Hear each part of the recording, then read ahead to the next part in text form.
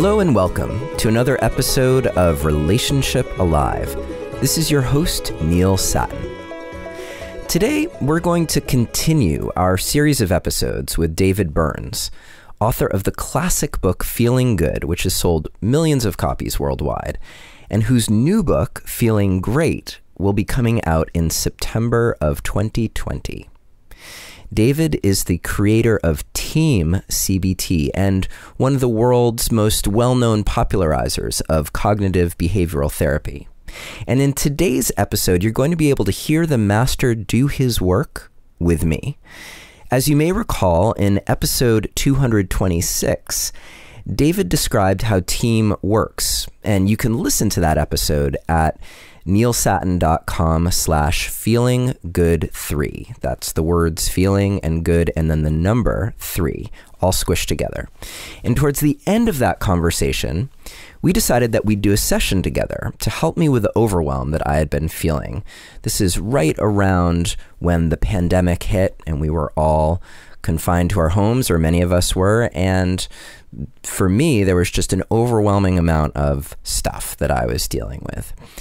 While it feels a little vulnerable to be putting this out here, my hope is that you'll hear exactly how this work can help you transform your negative thoughts and improve the way you feel. If you'd like a transcript of this episode, you can just visit neilsattin.com/feelinggood4, the number 4, or text the word passion to the number 33444 and follow the instructions. I really hope that this episode is helpful for you in hearing exactly how we go through the process. And just to let you know, it's been a little over 2 months since this session, and that oppressive feeling of being overwhelmed that I was dealing with has not come back. David also did a follow-up session with me exclusively on procrastination, and that will be coming out within the next few weeks. By the way, we're also going to include a copy of David's daily mood log when you download the transcript, and you'll get to hear more about how that comes in handy during our session. I just want to remind you that Relationship Alive is an offering for you so that you can have the best relationships possible. So if you are finding the show to be helpful for yourself or for people that you love, please consider a donation to help ensure that we can continue. All you have to do is visit neilsattin.com/support or text the word support to the number 33444 and follow the instructions. You can choose whatever amount feels right to you, and honestly, every little bit helps. This week, I want to thank the following people for their generous support: Angie, Jules, Cynthia, Maribeth, Kent, Laura, Sarah, Dave, Michael, and Michelle. Thank you all so much for your generous and, in most of those cases, ongoing support of Relationship Alive. And along with your support, this episode is also brought to you by BetterHelp, and I will tell you more about them along with a special offer later in the episode. If you're looking for help to improve the communication in your life or in your relationship, especially if things are challenging, then please do make sure that you download my free guide to my top 3 relationship communication secrets. These 3 simple strategies will help you stay connected no matter how challenging the conversation you're trying to have. Just visit neilsattin.com/relate to download the guide, or you can text the word relate to the number 33444. You're probably getting the pattern here. Whether it's relate or support or passion, all of those words, you can text them to the number 33444 and it'll get you where you need to go. All right. If you have any questions for me and you'd like me to answer them on the podcast, just record yourself asking the question and email it to questions@relationshipalive.com. You can just write the question down too, but hearing your lovely voice would be so much better. And I can, of course, keep you anonymous, though I don't have any of those weird robo effects to put on your voice to disguise your voice. So we will hear your voice, But otherwise, I can keep you anonymous and answer your questions. And lastly, if you are on Facebook, please come join the absolutely free Relationship Alive community, where we're creating a safe space to have conversations about relationships and related issues there on Facebook. So it's the Relationship Alive community. Okay, that is it from me for the moment. So we will start at the very beginning, just as David and I were transitioning from chatting about data and statistics into talking about how I'd been doing and the overwhelm that I had been experiencing. Tell me how you've been feeling. So I've been noticing that I've been feeling, I would characterize it as feeling overwhelmed, that there are too many things to organize, and there's even a little bit more chaos in my life now with, being confined more or less to my home and having responsibility to homeschool my children. And on top of that, there are a lot of projects that I'm trying to manage, and those could be, in my business and, the podcast and all of that, or they could be like personal projects, like organizing my home or making sure I stay well nourished and get enough exercise. And so lately I've been noticing that it just feels like the volume has become really loud. And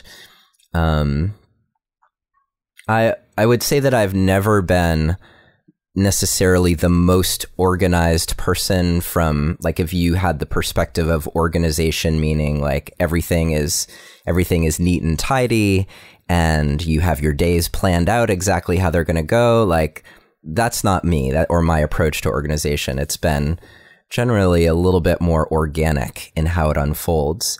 And that can work up to a certain level of complexity. But once things start to get more complex, I've been, especially with, the state of the world over the past few weeks, I've been just noticing that I want to shut down instead of feeling like I'm really rising to that complexity with more resourcefulness. Yeah. Before we go on, let me see if I got it right, because it sounds like what I was telling you I've been confronting. Oh, yeah. Recently. Yeah. That you've been feeling overwhelmed because you're just getting too many things that have to be organized. And now that you're confined to home, you've got homeschooling, which takes a lot of energy and effort, and personal projects and business projects, many of which are probably fun and exciting, but it just feels like the volume has become loud. There's too much stuff happening, and then on top of that, you're feeling like you're not organized, that you don't work in that kind of obsessive manner, but in an intuitive, organic manner. Just like today, for example, I do the same thing. Like I'm supposed to work on my app with some colleagues. I told them I've got something really great going on here with Neil, and but I'll pick up with you later in the day. But that and so I don't like to have a schedule. I like to work intuitively. In my office, I have things piled up all over in here. Out of view of the camera right now. Just yeah. I could show you. Stacks this high on my desk of stuff, but it's quasi organized. But I let it get disorganized, and then once a week I try to force myself to file things, and then I feel much better. But I like to make things happen and just set things down, when I'm done with them. And it sounds like a little of that is happening to you. You like things to unfold organically, and then when there's too much and everything gets complex, and too demanding to keep up on top of all of these multiple things happening at the same time. You feel like you want to. Like you just want to maybe shut down and escape, and maybe a little like myself. Sometimes I think, do I need an app? Do I need another fantastic podcast or good podcast or whatever? And little Misty, our feral cat we adopted, she'll swing by and rub up against my legs and give me a meow, saying, time for some candy or some lovies. Do you have some time, Daddy? And I find myself feeling really torn and wanting to spend more time on some things of that level. Did I get it right so far? Yeah, definitely. And right down to the it ends up feeling a little bit like procrastination, or here's an example, and this is just one of many things. I did 2 live events last year that I mentioned to you. One, Terry Real came here to Portland, Maine, and the other, John and Julie Gottman came here. And both of them I filmed. And I've been wanting to get the videos edited and out the door so that people can see them. And honestly, that could be a source of revenue for me to make up for the cost of filming both of those things. Yeah. And the Gottman event, that's 2.5 hours. So really, all I've needed to do is take 2.5 or 3 hours and sit down and watch it and come up with some notes and send them to my video guy. And I've had that sitting on my desk, so to speak, my virtual desk, since October when the event happened. And obviously I've had 3 hours, but I can think of a million other things I've done with my 3 hours. And I think when the volume increases, like I was talking about, then so does the visibility of all the things that aren't getting done. Like and then it becomes really hard to prioritize because each thing calls loudly to me. Oh, there's this thing you haven't done that you could have done 3 months ago. And then there's this other thing. And for me, I end up just doing, what I need to do. So every week I need to create a podcast that's important to me. And I've managed to do that more or less, except for, in the depths of when my marriage was ending, I had to stop for a minute or two there. But for the most part, I'm getting that done. But all the ways that I want to grow my practice and my work and just myself as a human, I end up feeling like I'm falling short. Right. I'm sorry to hear about your marriage ending. Can imagine that was a source of angst and stress. But you're saying that in a way you feel like you're procrastinating. But what the issue is that you have all these creative things that you could do, like listen to the Gottman event up in Maine, so that you could think about how to edit it and maybe market it, get some extra revenue. Could be exciting, generate interest among your fans, generate more fans. But there's so many of these maybe cool, exciting things that you could be doing. You're noticing all these things that you could be doing. You say they shout out to you. They're all worthwhile and interesting.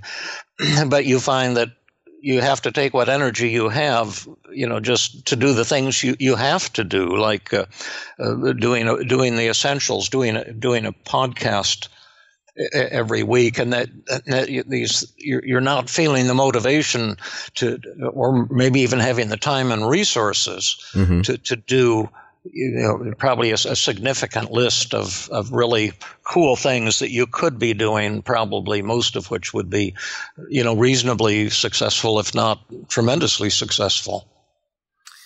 Yeah, I mean that's the dream, is that each of those things, they come with the allure of the impact that it could make, or I think when I look at everything that I'm doing, I mean, I used the word organic earlier, and my life has kind of evolved organically, in a way that generally I look at and I think, wow, this is beautiful. And like, I look back at how everything that's come together and woven its way together to create what happens now. I worked in technology for a long, long time, and so much of what I do now would have been a lot more challenging if I didn't have that background. And I can also look at each of these ideas and think like, wow, that could be amazing, or that could be a piece of this puzzle. And the puzzle starts to take shape in front of me, and that gets exciting. I have an idea. Yeah. Let's not work together on any project, because that's what's happening to me too. And these things expand exponentially. Like all of your skills start coming together, and then you start thinking, wow, I could do this, and I could do that, and I could do this, and I could do that. What you're saying is that there's an allure, a dream, and that your life has evolved organically and is kind of coming to fruition on many different levels, and the things that you worked hard to learn are now available to be, creating things that would just have a tremendous beneficial impact on others, and benefits for yourself. But maybe you're saying, oh my gosh, when do I really want to have to do all of that right now? Right. There's some, well, what the voice that actually, that I hear is something like, I've never been able to be that organized. And so it's like, I'm not sure I can. Mm-hmm. So it's almost like there's that hesitation. Yeah. I'm trying to think of what the image is that's like coming to me, but it's like, there are any number of starting gates. Like there's the starting gate of finishing the projects, or there's the starting gate of like, let's just create a meal plan so that I feel a little bit more organized around my nutrition and nourishment. Any one of those starting gates, like I find myself caught a moment before that where I'm like, wow, I could go that way, I could go that way. And even when I step up to one, I'm often hearing the call of the others. You talked about the magic button earlier in our conversation, and for me, the magic button would be like the elf that somehow knows exactly where this is all going and just shows up every day with my daily agenda and says, you just do these things and trust me, and it's all going to work out just fine. And all I would have to do is those things, and everything that I wanted to get done would happen, and the structure to support my personal wellness as well as the wellness of my clients and listeners, and the wellness of my business and my children, and that would just ripple out just from taking those actions. And what's funny is that I know that it all boils down to what you do in any given moment. Like that's what life is. Life is like what you do in this moment and then in the next moment.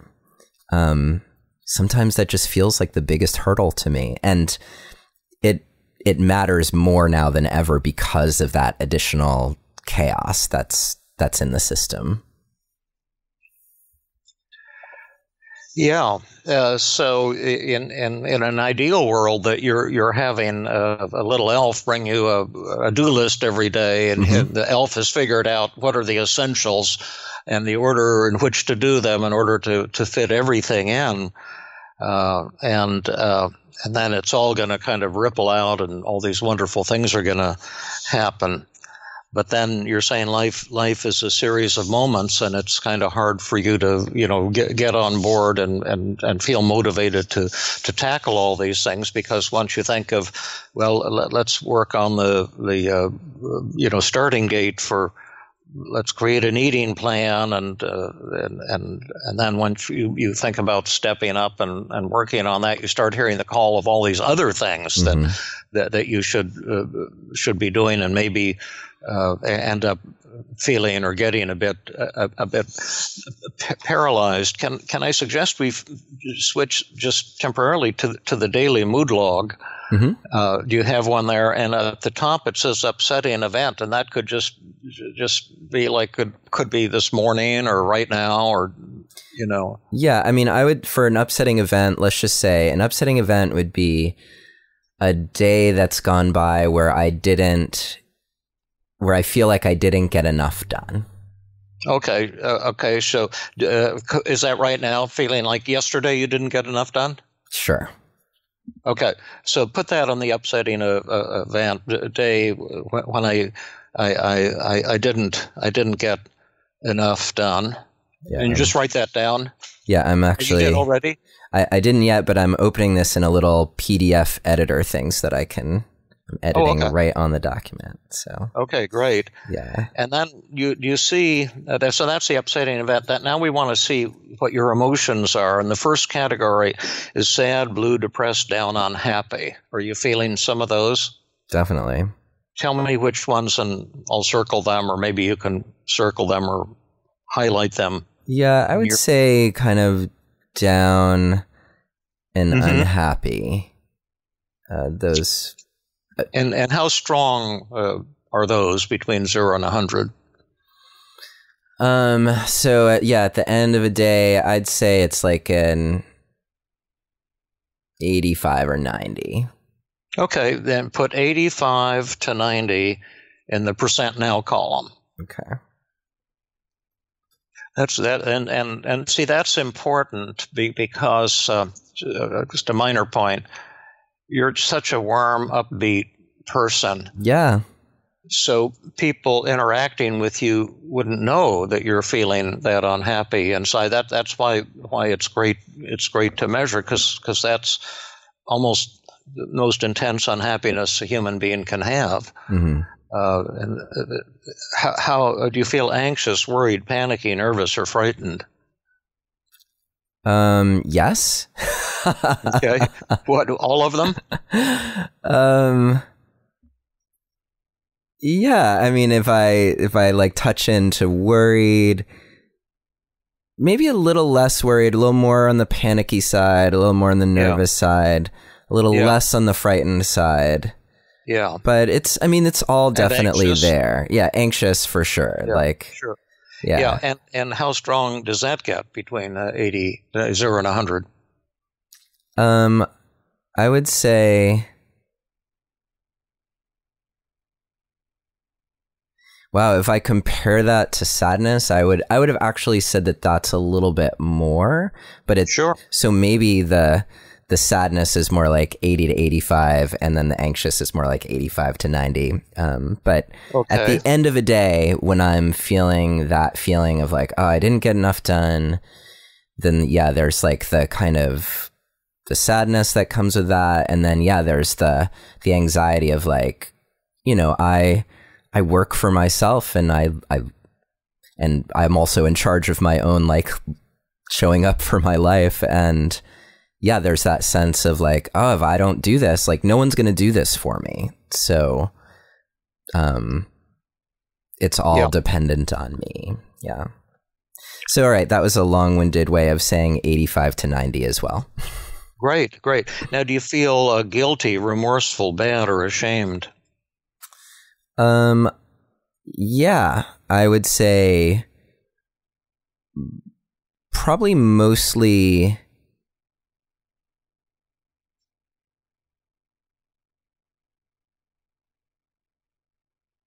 Yeah, I mean, there's definitely a like you're a capable person. Like you should be able to do this and figure this out.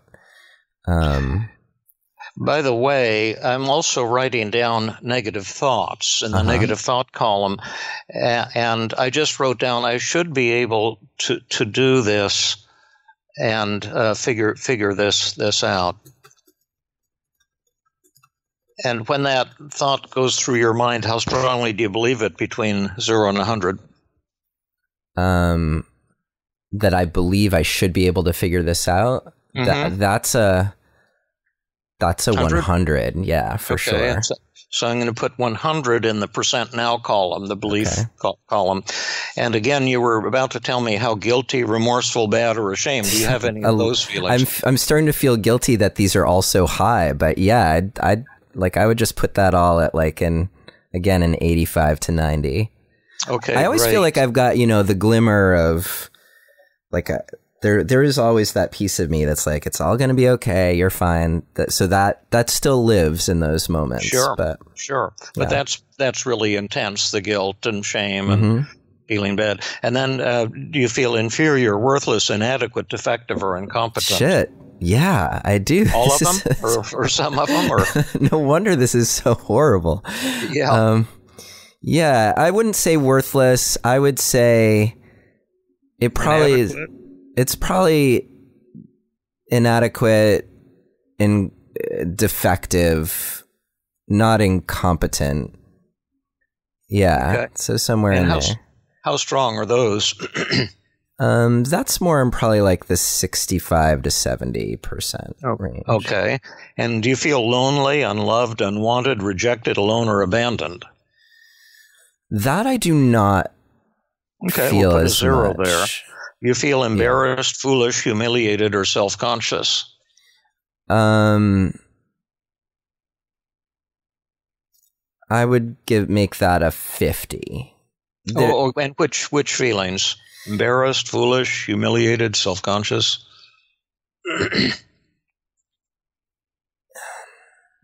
Well, it's only in my own eyes. Like, I don't think anyone else really, except now, of course, everyone who's listening knows this is what Neil goes through at the end of a day where he hasn't gotten enough time. This is very courageous what you're doing. It'll be interesting to see what kind of feedback you get. I predict you're going to get an overwhelming number of fan responses. We'll see. So I would say like embarrassed, not foolish, not so much self-conscious, but humiliated. Yeah, that's why it's sort of in that range. And 50. I'd say 50. Yeah. 50. You feel hopeless, discouraged, pessimistic, despairing? Yeah, definitely. Not despairing, discouraged for sure. That's the one that jumps out at me most. And how strong is that? I would say that's an 85. Great. Sure. Yeah. Great. You feel frustrated, stuck, thwarted, or defeated? That's probably like a 95%. And all of those circle all of them? Yeah. Yeah. And do you feel angry, mad, resentful, annoyed, irritated, upset, or furious? I'm annoyed and irritated. Yeah, those are probably in the 70% range. Right. Any other emotions that I haven't asked about? So far, we've got sad and down and unhappy. We've got the whole anxiety cluster, intense. We've got the guilty and shame clusters, intense, a little inadequate and defective, and a little embarrassed and humiliated, quite a bit actually, and very discouraged, 85, and frustrated, 95, and annoyed and irritated, 70. Anything else? Like overwhelmed? Yeah, if we had overwhelmed in there, that would be super high if it gets its own category. Yep. I'd put that at 95%. 95, great. Now, let me ask you what some of your negative thoughts are when you're feeling this way, or even at this moment. Like you said, I should be able to figure this out, and you believe that 100.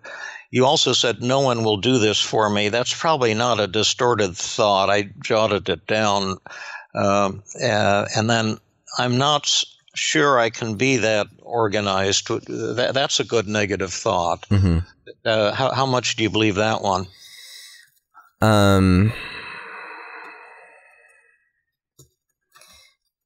I would put that at probably 85%. 85, great. And what are some more of your negative thoughts when you're feeling down, guilty, anxious, defective, embarrassed? Yeah, it would be things like I'm failing. I'm failing, yeah. Yeah. How much do you believe that one? In those moments, mm-hmm. that would be 95%. 95, and I wrote that down. I'm failing. That's an excellent one. What are some more negative thoughts, things that you tell yourself? Oh, good. I'm seeing this goes on to another page. I was like, I'm going to run out of space. We have more daily mood logs, too.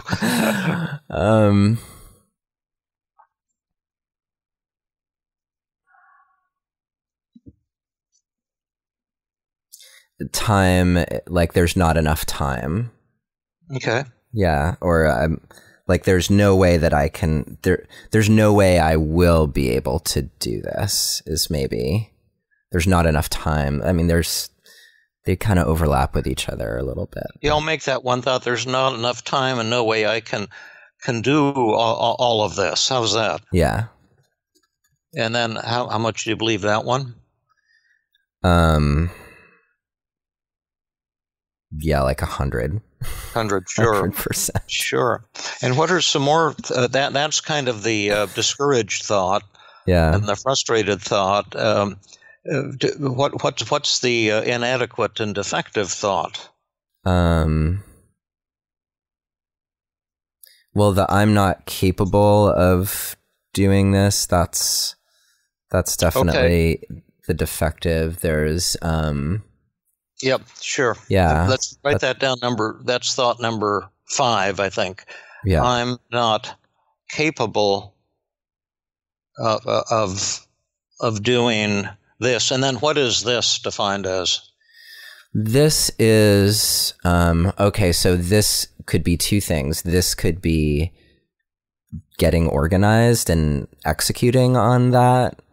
Yeah, okay. Or this could be sort of the result, like I'm not capable of the success or the goals that I want. Achieving my goals. Yeah. Okay, great. And then that's a really well stated one. How much do you believe that between 0 and 100? I'm not capable of getting organized. I'm not capable of achieving my goals. I mean, in those moments, it's not how I live my day, though I guess I do come in and out of that. It's so wild to just really kind of see that in front of me that way. I would put that at an 85 or 90. Yeah, 90. By the way, it's like going in and out of a trance. Like when you get in there, it seems totally true. Yeah. And then when you recover, it's such a radical shift. It's like almost like you're in a different reality. Yeah. That makes sense to me. Any other negative thoughts? We've got some super ones here. Let me just see if anything else like jumps out at me.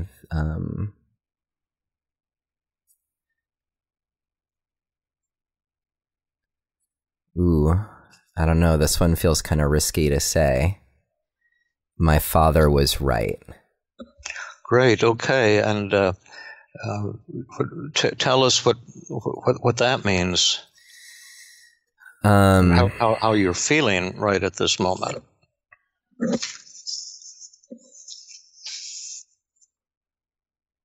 Well,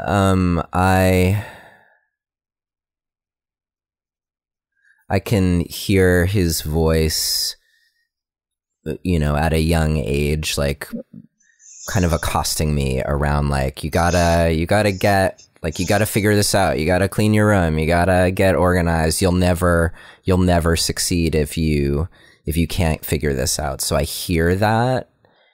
And on the flip side of it, there's a part of me that, would love his blessing in terms of what I do with my life. And it might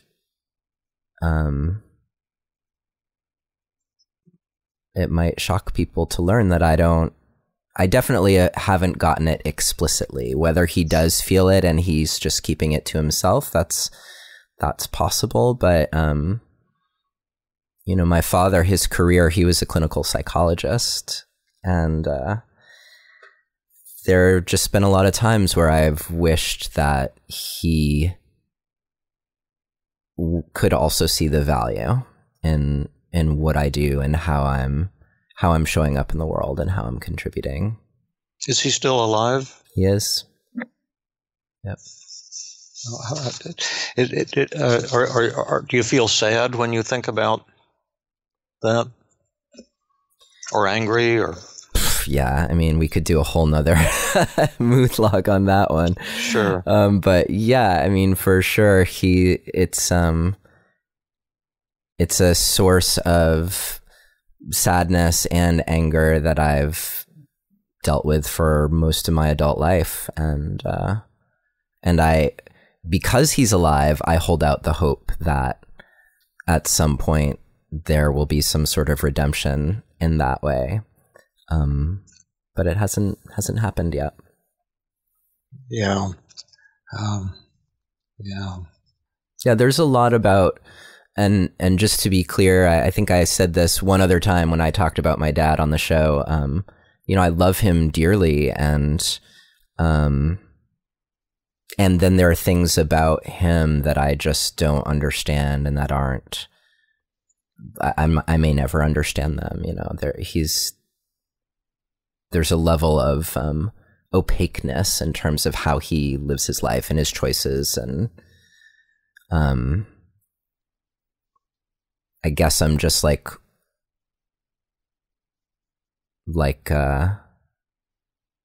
I would just like a little bit more from him, a little more engagement and support. Well, I feel sad and really close to you based on what you're saying right now, or what you've said the entire time we've been talking. I can identify with it on a personal level too, because I've been experiencing a little conflict with my own son just yesterday. Kind of erupted a little bit, and we were both pretty angry with each other and feeling unappreciated and unloved, and we tried to talk it out, but a little bit, but there was such an explosive level of anger, like it wasn't working, and he also loves me a lot, and really admires what I've done, but maybe doesn't always feel like his dad appreciates him.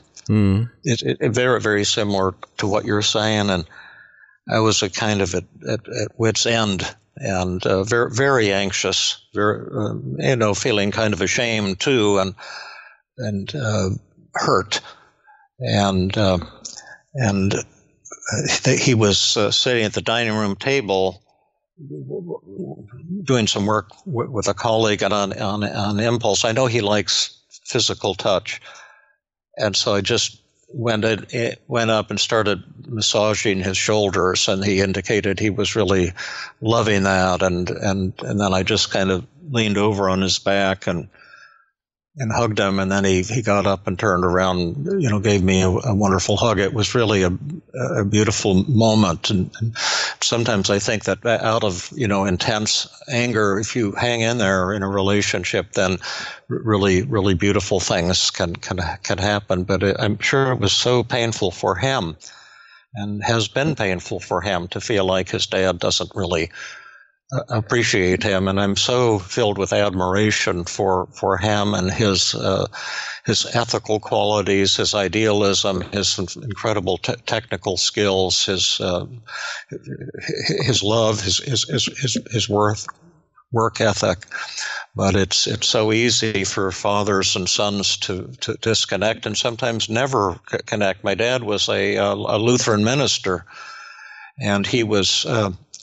I just admired him when I was little and loved him so much and thought I'd be a minister. And then we kind of drifted apart, and I began to see things that really hurt me and turned me off. And so we never really did reconcile. I felt kind of judged, and he was very rigid. And, if you don't believe in Jesus, you're going to go to hell, and stuff that seemed harsh to me. But I'm sure you'll find a way to connect with your dad. But I can certainly identify with how incredibly painful that is for you, and you have achieved such a fantastic amount. If a father could ever have a son to be proud of, you're the son. But I can see you're hurting an awful lot. Thank you. Yeah.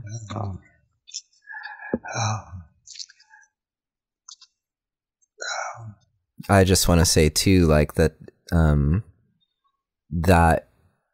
the space exists between you and your son to be able to do that, and that you would recognize his love language and show up in that way is such a gift. And it was really moving to hear you describe that. I felt really lucky that happened. Generally, there's a path to intimacy when you're upset with people. I have the philosophy: the angrier, more hurt you feel with someone, the more fantastic potential for a loving connection and reconciliation and more. But it's like, what is the path? Well, that's a conversation for another day. Yeah. But my father was right when you say that. How much believable is that? So in those moments, my father was right. That's 85 or so. 85, sure. Yeah.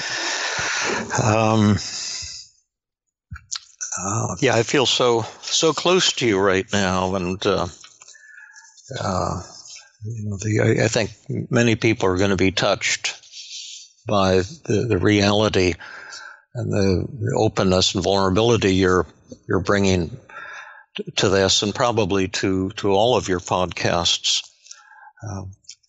Any other negative thoughts? Well,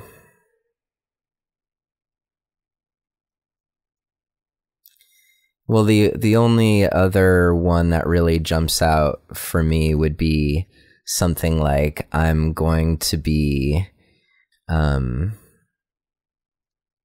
I'll be unhealthy, weak, and broke. Like that's what's gonna happen. Oh, great. And then how much do you believe that one?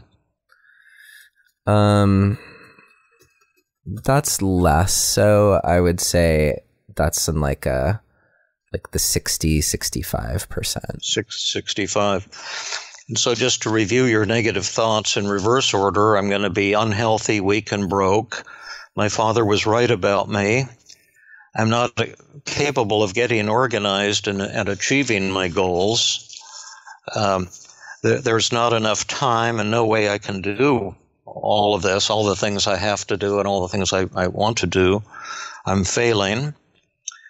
I should be able to do this and figure this out. And I'm not really sure I can be that organized enough to do all the things on my plate, and then perhaps no one will do this for me. You had mentioned 0, lonely, unloved, unwanted, rejected, alone, and abandoned. But when you say no one will do this for me, does that cause some feelings of being alone at all, or not? You gave a 0 on it, which is fine. So. I guess it's true. Yeah, there's that sense of like I'm in this by myself. Yeah. And then when you have that's thought, then how alone would you be feeling? Like an 80. An 80. Okay, good. And so you're feeling overwhelmed, irritated, frustrated, discouraged, embarrassed, alone, inadequate, guilty, ashamed maybe, intensely anxious, and very sad, down and unhappy. So how am I doing right now in terms of getting you and understanding how you're thinking and how you're feeling? And are you, to what extent are you feeling a sense of compassion or acceptance? If you were to grade me on empathy so far, would you give me a A, a B, a C, a D? I'd give you an A for empathy. Yeah. I mean, I feel like going through this helps me see myself for one thing and what's happening in those moments, and the attention that you're giving to the language that I'm using and encouraging me to get specific and telling me about your experience with your son and your dad and really kind of pausing with me in that. I feel seen. Okay. We've kind of, just from a brief teaching point of view, we've done the T because we've done testing. We know exactly how you're feeling, and we'll do that again at the end of the session. And we've done some empathy. Now, we want to take a look at assessment of resistance. And let me ask you this question. You've talked about some things that are very powerful and very personal and very important. And is there's something here that you would want help with? And is this a good time for us to get to work?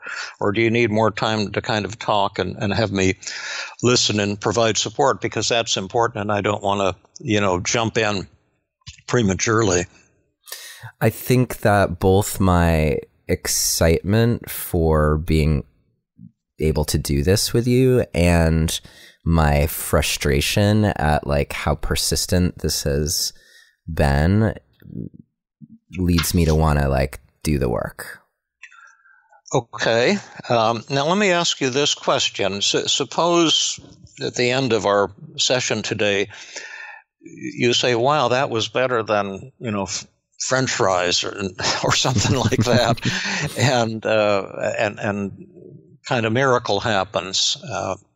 What miracle would you be hoping for? What change, if this was a really wonderful experience, what would change by the end of our session? Okay, if a miracle were to happen, then I would feel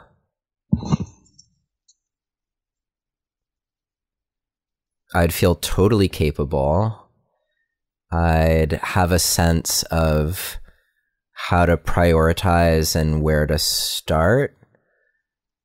And I would feel like a certain measure of trust in the path and the unfolding, that I could see it. I could see how it's all going to work, how it's all going to be okay. Yeah. Okay, that's a good goal. Now let me ask you to imagine that we have a magic button. I can send you a nice red magic button if you want for your show notes. If I want someone in my Tuesday class, her husband's a graphic guy, and he made a magic button, a red magic button for me. It's very neat looking. But if we had this magic button, let's say if you pressed it, all your negative thoughts and feelings would instantly disappear in a flash. You become euphoric you'd feel joy and confidence and trust, and you'd feel totally capable. And, would you press the magic button? Yeah, I definitely would. Okay, that's what most people say. I don't have a magic button, but I've got some really wonderful techniques. But I'm not sure it would be a good idea to use those techniques and cause all these negative thoughts and feelings to disappear. That there might be some unanticipated losses there. And so if you can take a piece of paper and put positives on it, and we're going to make a list of positives, and we're going to ask 2 questions about each negative feeling, or negative thoughts as well as you like. And we're going to ask 2 questions about it. What are some benefits or advantages of this type of negative feeling, like feeling sad, feeling anxious, feeling guilty, whatever? And the second question is, what does this kind of feeling show about me and my core values as a human being that's beautiful and awesome and positive? And so this is the opposite of the way most mental health professionals and people look at it. We say, oh, Neil has this defect, this problem that has to be fixed. This is all the stuff that's wrong with you. And I'm going to go in the opposite direction here and see what this shows about you that's really quite the opposite of defective. Let's just start out with sad, down, and unhappy. You're feeling 85% sad, down, and unhappy. Mm-hmm. So, what does that show about you that's beautiful, positive, and awesome? Show about you and your core values.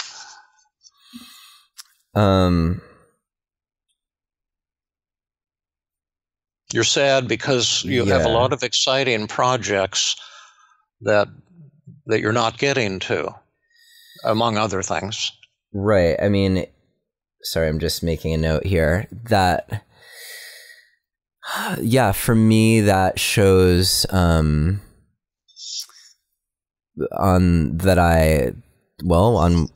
one level that I'm ambitious. Okay, so let's just stop for a second. Okay. Put down ambitious. Okay. The sadness shows that is that real? Is that true? Are you ambitious? I am ambitious. Yeah. Is that a good thing? I think so, yeah. Is that important? It's super important. Is that powerful? It's part of what drives me. Yeah. Yeah. It's part of what, and you've achieved a lot. Could we add that too? Add what? Your ambition has caused you to achieve. For sure. Yeah. Is that important? Very important. Okay, let's add have achieved a lot. And just to bracket it for our listeners, because this is so new to people, even mental health professionals, some have not been able to learn how to do this. They're so used to thinking about these things as bad. But notice if you press the magic button, you'll become euphoric. Euphoric about the fact that there's all these projects you're not getting to. You see what I mean? Right, because I would feel excited. I would just feel like, okay, I am going to do these things. Right, and that's a benefit. But at the same time, if you weren't feeling sad, it would be like you didn't value these things. Right. And the intensity of your sadness shows the intensity of your ambition and your desire to make a contribution. Definitely. You see that? Yeah. Yep. So could we also say that your sadness shows results in your self-criticisms show that you have high standards? Yeah, definitely. Could we add high standards to the list of positives? Okay. So we have 3 things so far. You're ambitious, you've achieved a lot, and you have high standards. we could add more to sad, but let's look at some more of the categories. You're very anxious. Okay. About as anxious as a human being can be, 85 to 90%. What are some benefits of your anxiety, and what does your anxiety show about you that's positive and awesome? I have a strong sense of responsibility. Okay, add that responsibility. Is that true? That I have that sense of responsibility? Yeah. Yeah, very true. Is that powerful? Yep. Is that important? Very important. Yeah, so there's an awesome thing. What are some other cool things about your anxiety, panic?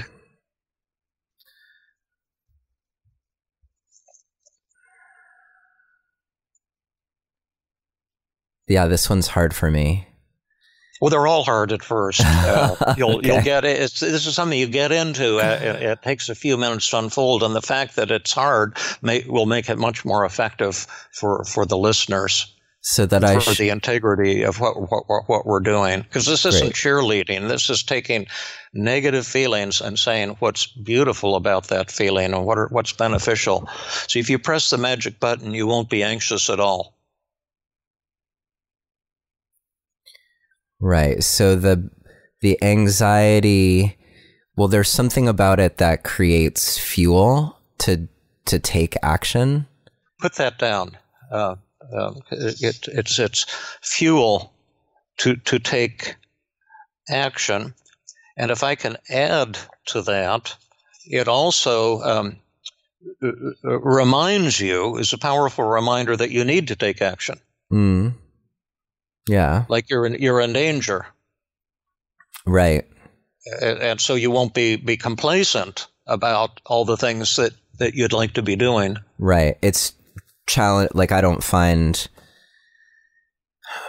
Oh, I don't know if this is true, but theoretically, it's not the strongest place to be acting from a place of fear versus like being driven in a, with more of an inner state of ease. But yeah, that's true. It's a two-edged sword. All feelings are two-edged swords, but just to look at the positive side of them, it reminds you that there's a lot of cool stuff that you'd like to be doing that you're putting off. So it keeps your eye on what needs to be done. Yeah, that's true. So can you add that? How would you word that and add that to your list? Well, it does tie into the fuel, the drive. Yeah, that's right. It tells me that I'm doing things that are important. Oh yes, right. It tells you that you're doing things that are important. Is that desirable? Yeah. Could put that down. I'm doing important things. Important things. That sounds very very very important to notice that. Yeah.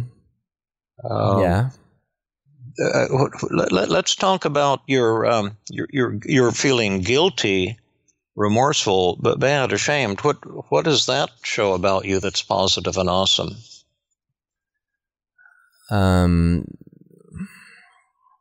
I think that ties into some of the things we've already said, like about having high standards, and the sense of responsibility. Yep. Yeah, and how about a moral compass? For sure. Moral compass, and I think a belief in myself too. Yeah, add those to your list. Yeah, because if you didn't believe in yourself, you would just say, "Oh well, I'm not capable of doing anything, so what the heck," and not be upset about it. Right. Whereas, like when I don't do things, I feel guilty because I know somewhere deep down that I am capable, and that's why it's so weird to be stuck not getting things done. Yeah. Yeah. Beautiful. So those are three great benefits of guilt. Now you feel defective and inadequate. What are some really wonderful things about feeling defective and inadequate?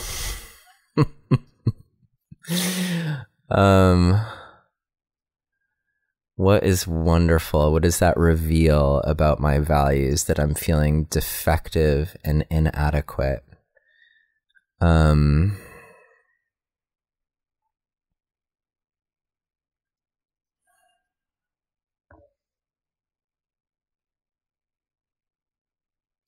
Well, again, this does tie into other things that we've said, and especially what we were just saying about feeling capable. I think that there's also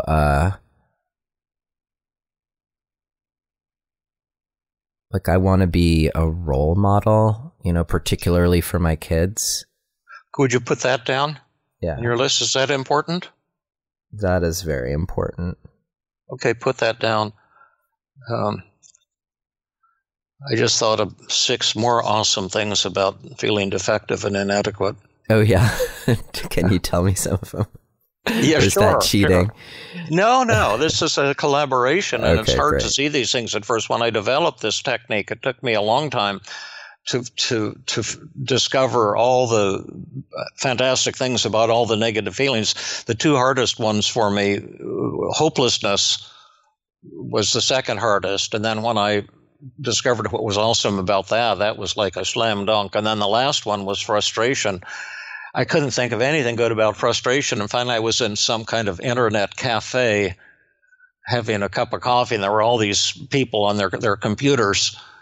So I just said out loud, I'm trying to find out the good thing about negative emotions, but I can't think of anything good about frustration. Can anyone think of anything? And then this fellow shouted out, and I suddenly saw what was awesome about frustration.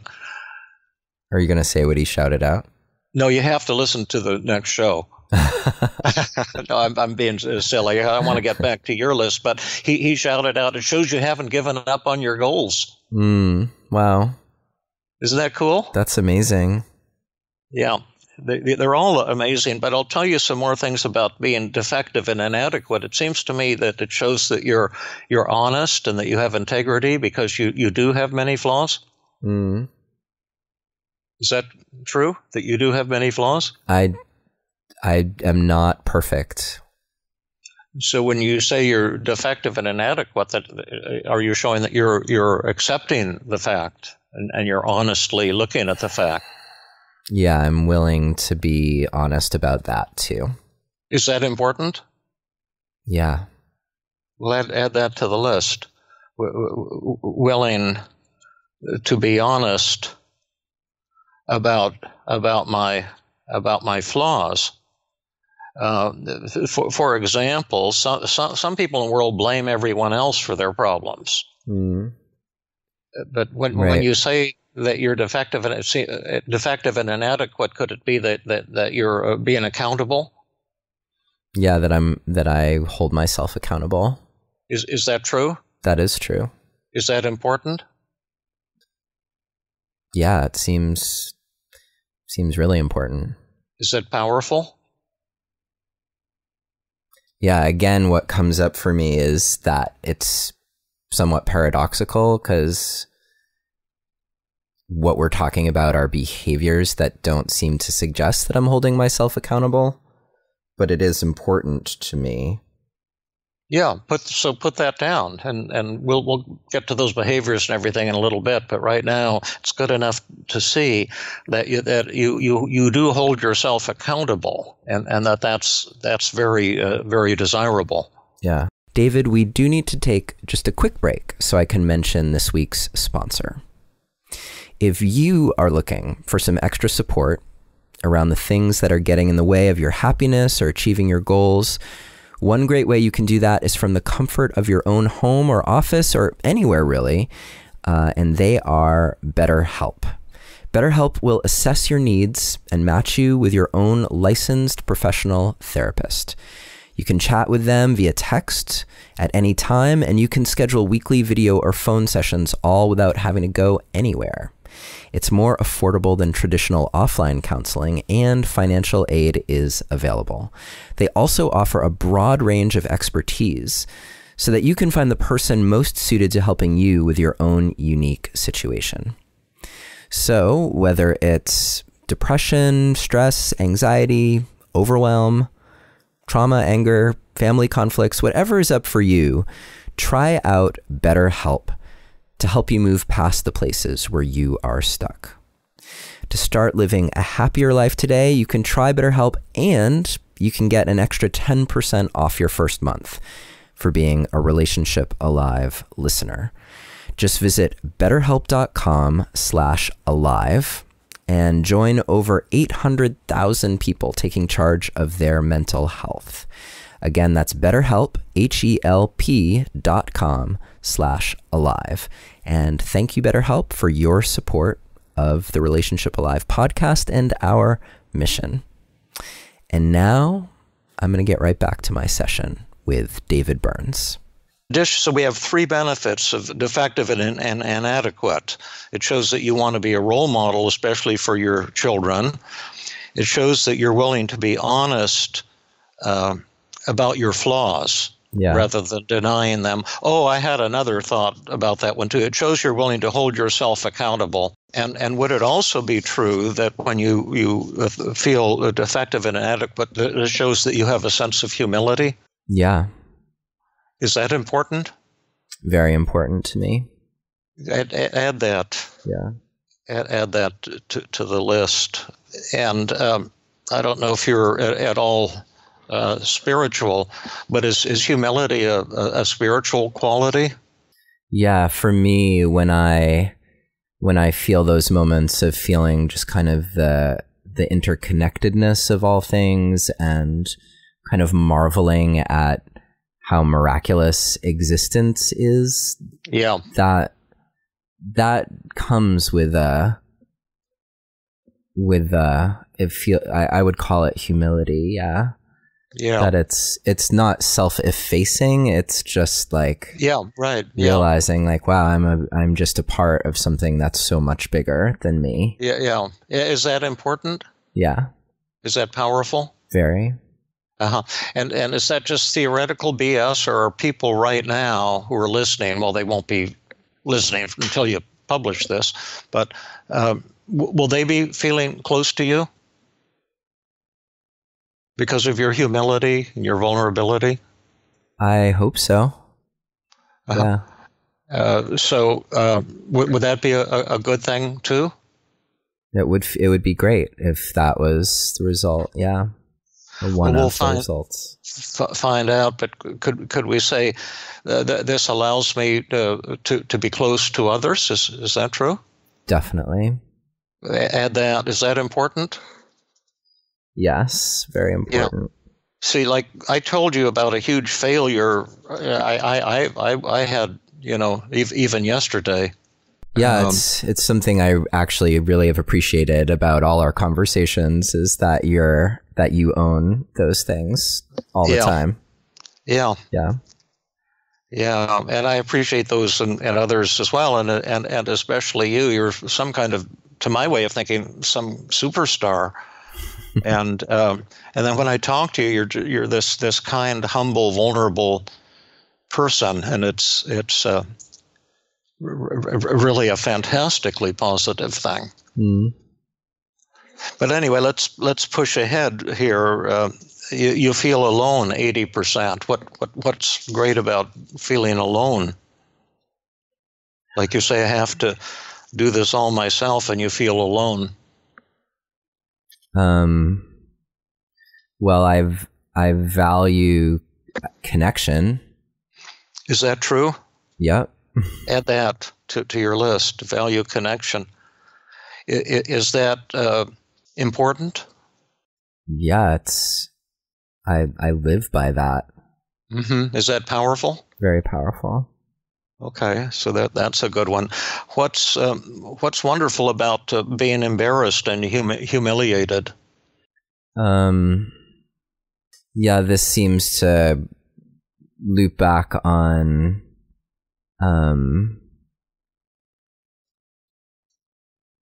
just having high standards and goals and wanting. I mean, deep down, I think I want my life to have meant something. Put that down. Yeah. I want my life to have meant something. Is that true? Yeah. Is that important? Very important. Is that powerful? Yep. Yeah. And one other thing about embarrassed and humiliated, that this seems to mean others will see me as less than. Embarrassment, and so perhaps it shows that you're yearning to be close to others and to show them something that good, and your father as well. Yeah, definitely. How would you put that? That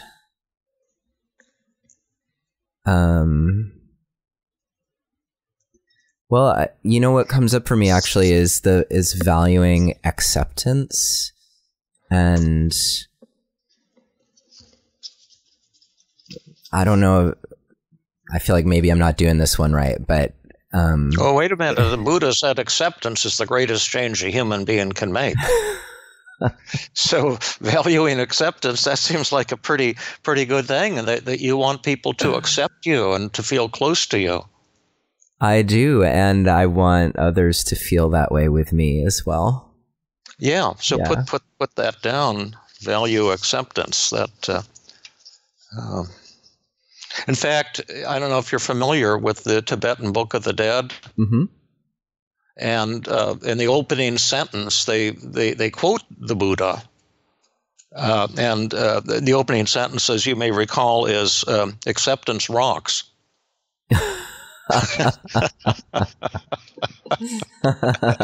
And you know the second sentence? What? Also quoting Buddha, shame sucks. Anyway, pushing ahead here. Discouraged. What's great about feeling discouraged? Maybe a little hopeless. Yeah, is that I have a vision. Put that down. I have a vision. Yeah, lots of visions actually. Right. What else is great feeling discouraged about? Making your visions a reality. That's what we're really talking about. What's awesome about that? How could that be a good thing? It's another thing that keeps me going. I think, like it goes hand in hand with perseverance.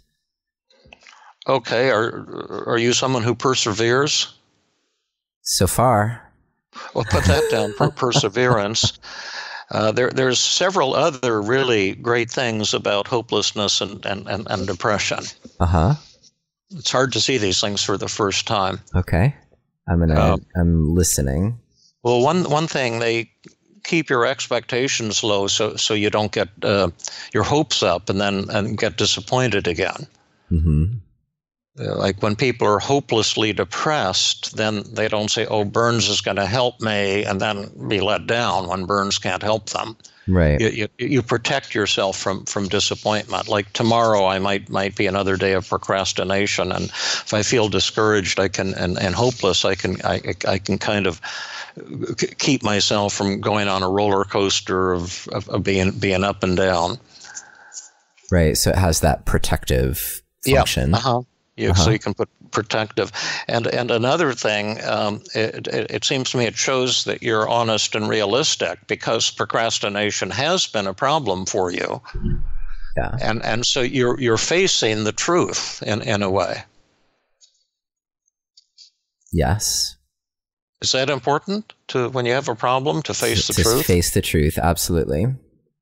So you can add that, and facing the truth.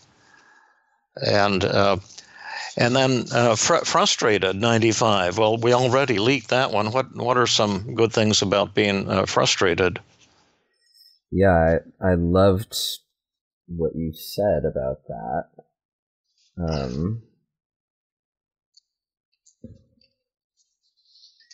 And for me, yeah, it's part of the perseverance, or like I'm not gonna just stop. If I weren't frustrated, I would just kind of resign myself to how things are. Yeah, won't stop and give up. Right. I'm going to live my dream. I'm going to persevere. And then we've got annoyed and irritated, 70%. What are some great things about being annoyed and irritated? It's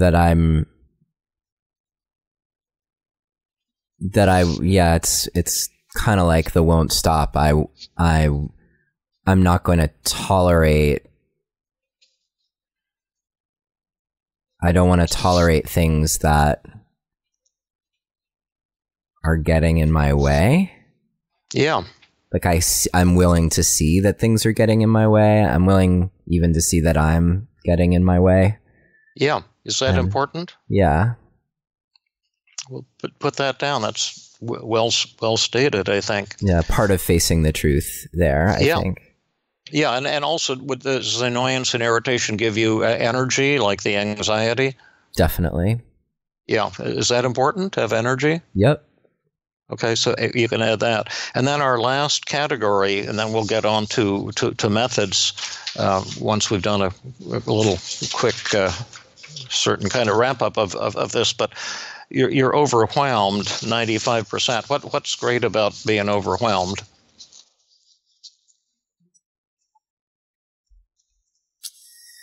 Well, by being overwhelmed,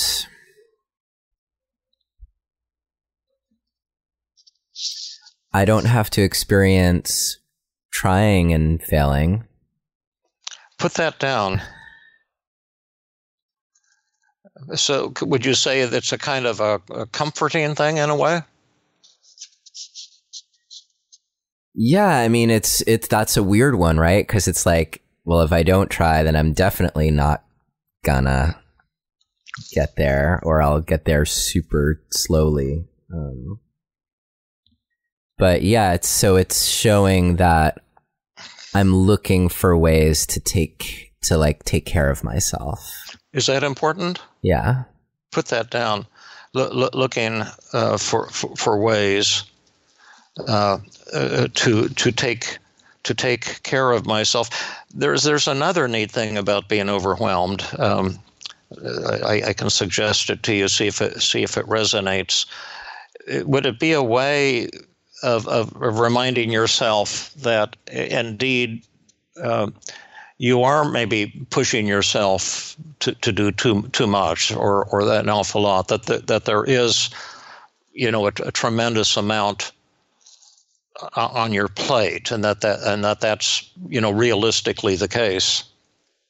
Meaning that one possible reason I'm overwhelmed is that I'm trying to do too much, and it would be helpful to see that and learn how to limit myself. Put that down. At one point, there's this really great guy, Jeremy, that I'm working on this app with. He's just fantastic. He's a wonderful programmer, and he has had this dream of working with me to develop this feeling good app, or feeling great app, we're going to call it. But we're really ambitious in what we're going to put into this app. And my wife was telling me, David, don't do this. You're already working 200%. And then this is like adding a new startup type of thing on top of everything. And then my publisher said that we want you to edit the book within 2 weeks. They had edited and wanted me to respond to the edits and all these things. And then the psychotherapy networker said, we want to reveal your book at the networker conference in March. And we want you to fly to Washington, D.C. and give 2 presentations. And it was only like 4 weeks away. And then Google called and said, we want to give you a Google talk on International Happiness Day, which was the day, and I was going to have to give that talk and race to the airport and fly to Washington, D.C. And so I told Jeremy, listen, I'm really kind of, and I had other chores too. I said, listen, I'm really kind of tied up for the next couple of weeks. And then he got to saying, well, maybe you're not going to have enough time to do the app. And maybe we should just decide to give up on it. And that was some wise words that he had. And I found myself feeling relieved. I've wanted to do this app for 40 years. I've been figuring it out in my mind. But I suddenly thought, oh my gosh, that would be so great to fail.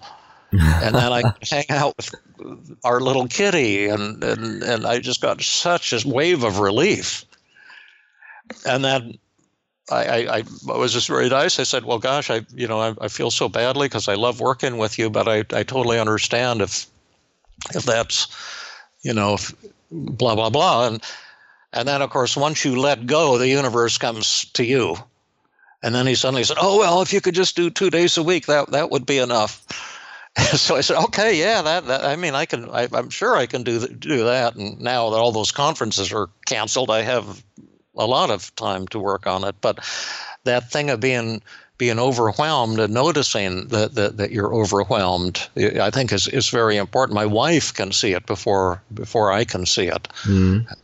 But anyway, so now I have a question for you.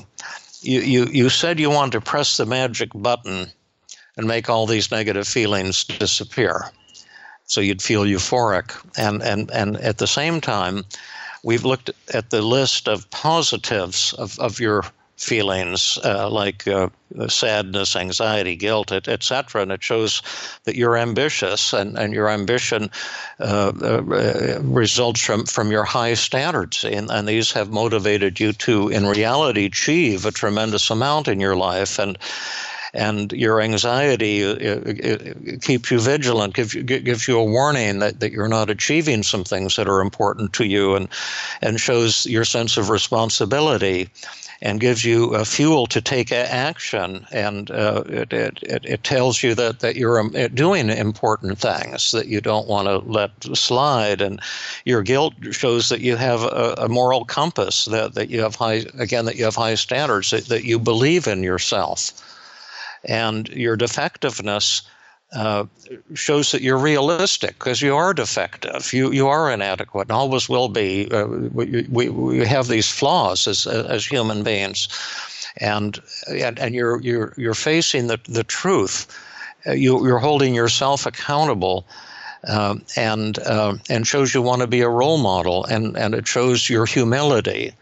And your humility is a kind of spiritual quality that binds you to others, that we all suffer, and binds you, connects you to the universe. You said, and allows you to be close to people that the people that you're connecting with today is going to be, to my way of thinking, pretty tremendous and powerful and meaningful, and your feeling alone shows how much you value connection. It is hurt. You want a father to be there and to tell you you're doing okay, and to and others as well. And it hurts to be alone, because you yearn for intimacy and for contact. And then your feeling of embarrassment and humiliation shows again your high standards, that you want your life to have meant something. What a beautiful thing that is, and that you value acceptance from others. And then your discouragement shows that you have a vision, and also that you're facing the truth in the fact that maybe you can't do all these things like in a day, and maybe can kind of protect you a little from disappointment and getting your hopes up, and then finding another day has gone by and you procrastinated again. And the frustration shows that you're not someone who's going to give up, that you're going to persevere. And your anger shows the same thing, that you're not going to tolerate this, and that the anger can give you energy, and then overwhelmed, it can be comforting to notice that you are asking an awful lot of yourself, and maybe that you deserve a little comfort. And so if the question then is why in the world would you want to press that magic button? Because when your negative thoughts and feelings disappear, all of these positives are going to go down the drain at the same time. Right. I want to keep those positive things. Exactly. Yeah. Exactly. So then what are we going to do? What are we going to do? I'm super curious. Well, if the magic button would have just gotten rid of all that stuff, that wouldn't have been too great. Right. Yeah. So suppose we had a magic dial. I can send you one of those for your show notes too if you want. This might be a 3-part podcast or something. But let's say we had a magic dial, and we could dial each emotion down to a level that would be a lot more acceptable. And you could still keep all this list of, we must come up with at least 20 or 25 powerful positives. What would be an ideal level at the end of today's session? How sad, down, and unhappy would you want to be? That's been 85. What would be a good level of that? Because there was some sadness is indicated. Yeah, I mean, 10 to 15. 10? Yeah. 10, 15, great. So I'm writing that in the goal column on the daily mood log. Your anxiety is 85 to 90. How anxious would you want to be? How much anxiety would you need to keep the benefits of the anxiety? 10. I like 10. 10. 10's a good number. That's good. How guilty, remorseful, bad, and ashamed would you want to be today? Can that be a 0? Yeah, that's what the Buddha said. We don't need any of that stuff. Shame, guilt. How inadequate and defective do you want to feel? That's been 65 to 70.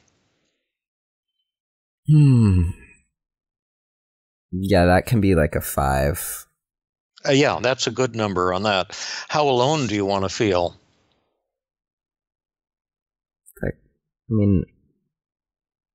I can have that be a 5. Like, I like I like feeling like I'm good. Like, I don't need other people, but like I'm good by myself. But yeah, perfect. I love it. How embarrassed and humiliated do you want to feel? That's 50. Yeah, that I wouldn't mind if that were a 0. 0, great. How discouraged do you want to feel? That's 85. That could be 5. 5, great. How frustrated, stuck, thwarted, defeated? That's 95.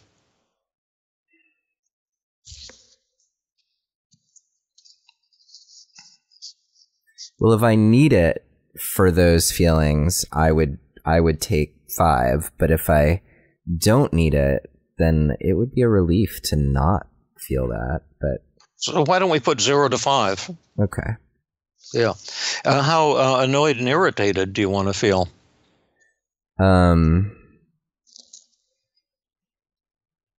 Yeah, let's make that a 0 to 5 as well. Is that enough? We wouldn't need 10% for energizing purposes? 0 to 5 is fine, but... No, let's make it a 10. Sure. Yeah, okay. Right, 10. And then how overwhelmed do you want to feel? I'd like to find other ways to care for myself than being overwhelmed. So, the goal would be 0. You want to feel not overwhelmed with this long list of undone tasks? Right. I just want to feel like, okay, that's what is. And I don't want to feel overwhelmed. Great. We'll put a 0 there. All right. And now we're done with the assessment of resistance, and we're ready to go on to methods and start smashing some of these negative thoughts. But just maybe for 1 minute, what was this experience like for you so far? So that process of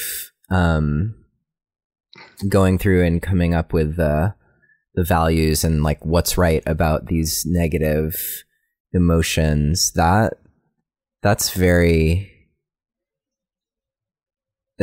profound to realize those things. And I'm feeling just kind of moved that they're all there, like below the surface of those negative feelings. What was challenging for me in like going through the goals that we just did is that part of me wants to just say 0 for all those things, or like, right. I noticed like with overwhelm in particular, like, yeah, I want that. Like, I don't want to be overwhelmed. So I wasn't sure like what the right thing to do was, whether it's like, well, the right thing is to want like a few percentage points of this thing. Yeah, I think you made good choices. You can, things will often have changed once we get to working together. But what we've done here is to make a kind of deal with your subconscious mind, because you see, the reason you have these things is because of these values that you have. Yeah, and you know what? I just had this insight about overwhelm.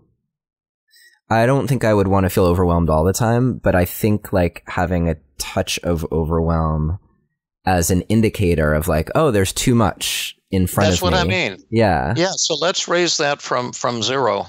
Yeah, I'd make that a 5. A 5, right? Yeah. And your numbers are great. Your goals are great, but it's a huge error for people to put all 0s. Yeah. Because then they're not listening to themselves. Right. To what's really positive, and then paradoxically they resist. Right. But once you see what's really great about being upset, suddenly you don't have that much of a need to be upset. And in addition, you don't have to be ashamed of being upset. You can be proud of being depressed and anxious. You can be proud of being ashamed. And but let's push ahead here. Now, you've given me 7 just great negative thoughts that we've written down, and you're welcome. Which one would you want to take? See if we can challenge first. Which one do you want to work on first? They're all really good ones. Let's do the I'm not capable of being that organized. I should be able to do this and figure this out. Let's see. Those were kind of the same. Okay, that's number 1 and 2, kind of like. Okay, yeah, I guess I lumped them together. I'm not sure I can be that organized, and I should be able to do this and figure this out. Let's just break it down into 2 separate thoughts. Okay. They're both great thoughts.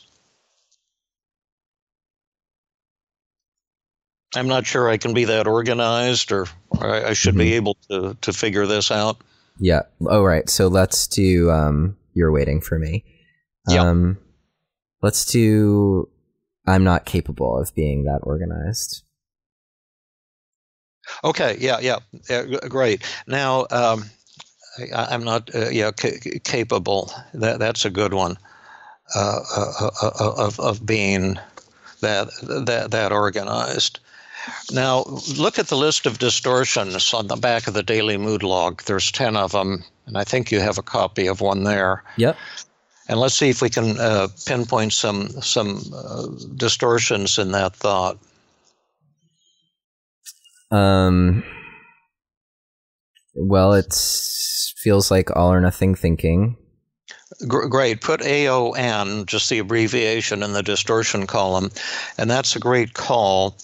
And tell us why that's all or nothing thinking. Because just saying I'm not capable is kind of ruling it out entirely, versus being willing to say like, well, there are some things about this that I'm good at and some things that I'm less good at, and which would be there'd be more gray versus the black and white. Awesome. What are some more distortions?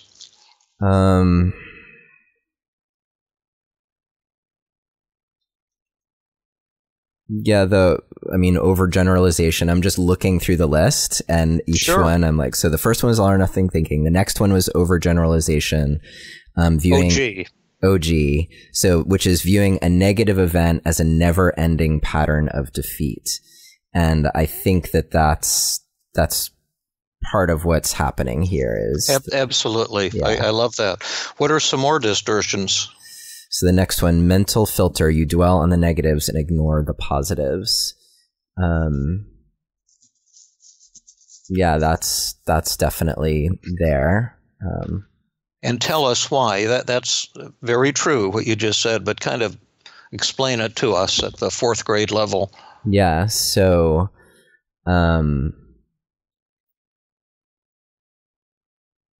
So the conclusion that I'm not capable is highlighting the fact that I didn't get everything done that I wanted to get done, but it's ignoring the things that I did get done or the ways that I did take care of myself or what might have been positive about whatever choices I made.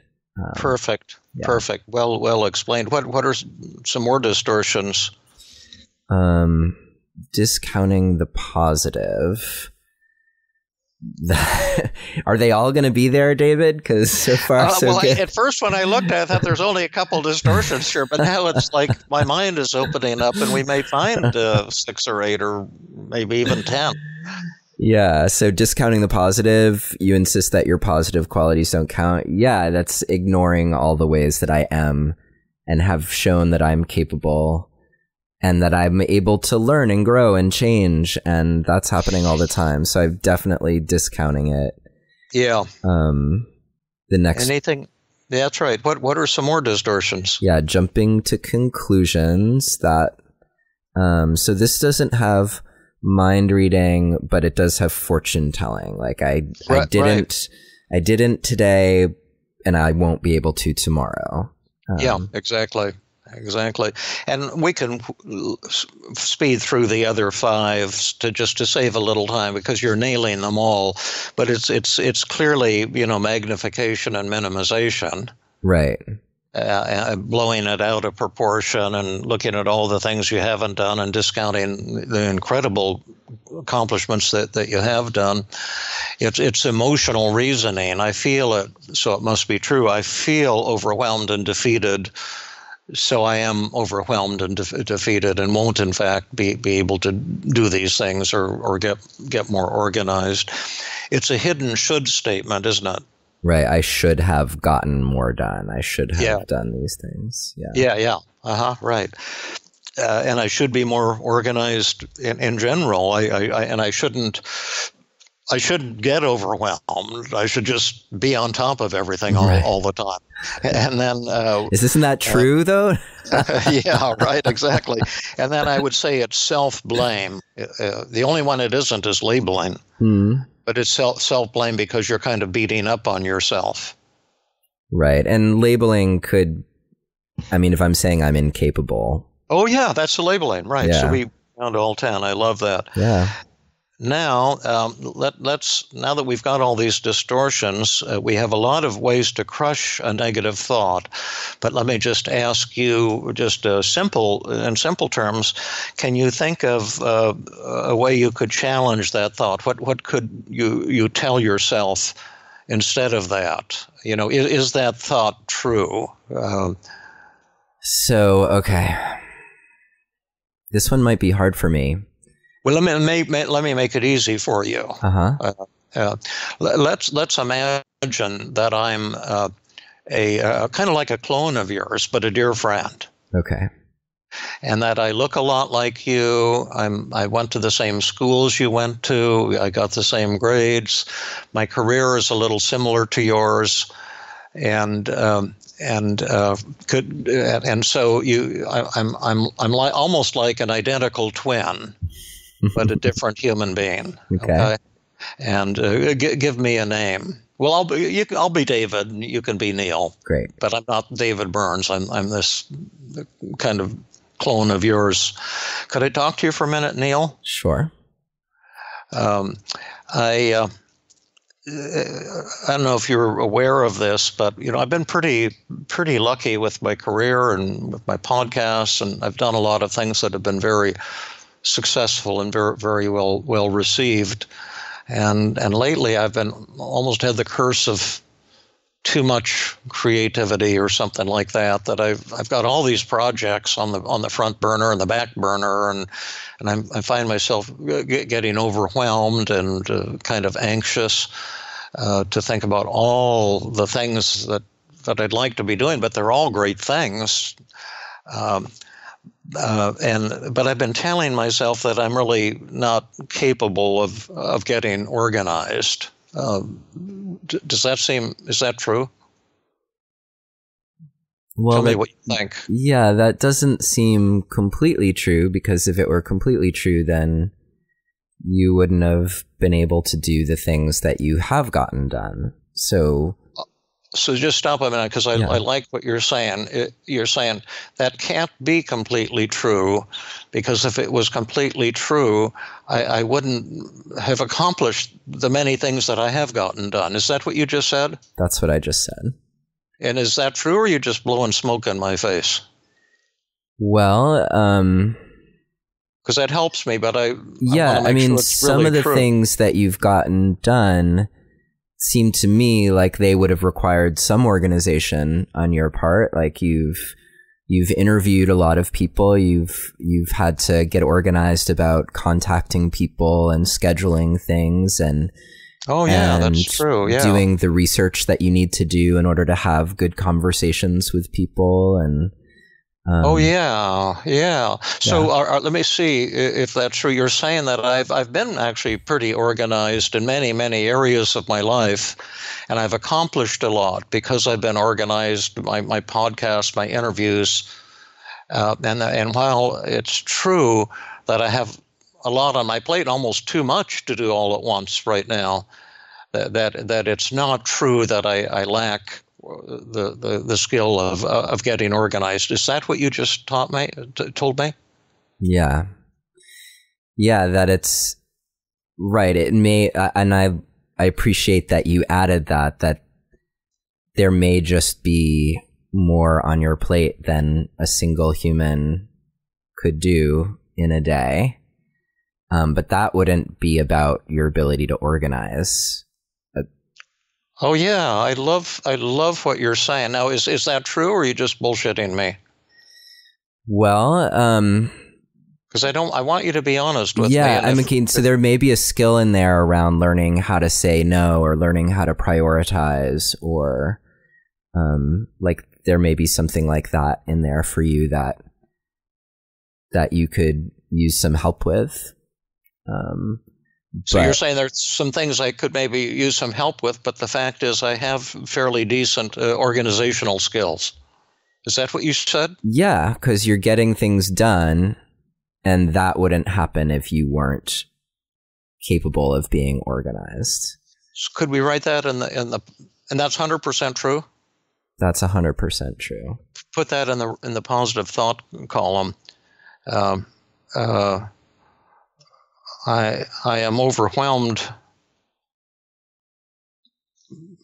by a lot, but do have good or excellent organizational skills.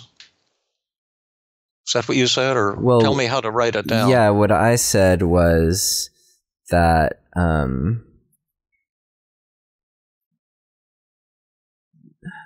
I mean, what I was saying was that you do get things done that require organization, which is evidence to support the fact that you have organizational skills.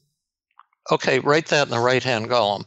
Okay. I do get things done, and that requires organizational skills. Mm-hmm. Okay, were you able to write it there too? Yep. Okay. And how true is that between 0 and 100? That's 100. 100. Okay. And now how true is I'm not capable of being organized or being that organized?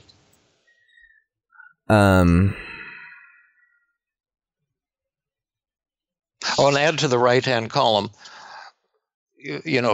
some kind of a disclaimer, although things are hard for me at the moment, or I do have maybe too much to do, or just so we keep it totally true in the right-hand positive thoughts column. Yeah, so I had written, I'm overwhelmed by a lot, but I do get things done, and that requires organizational skills.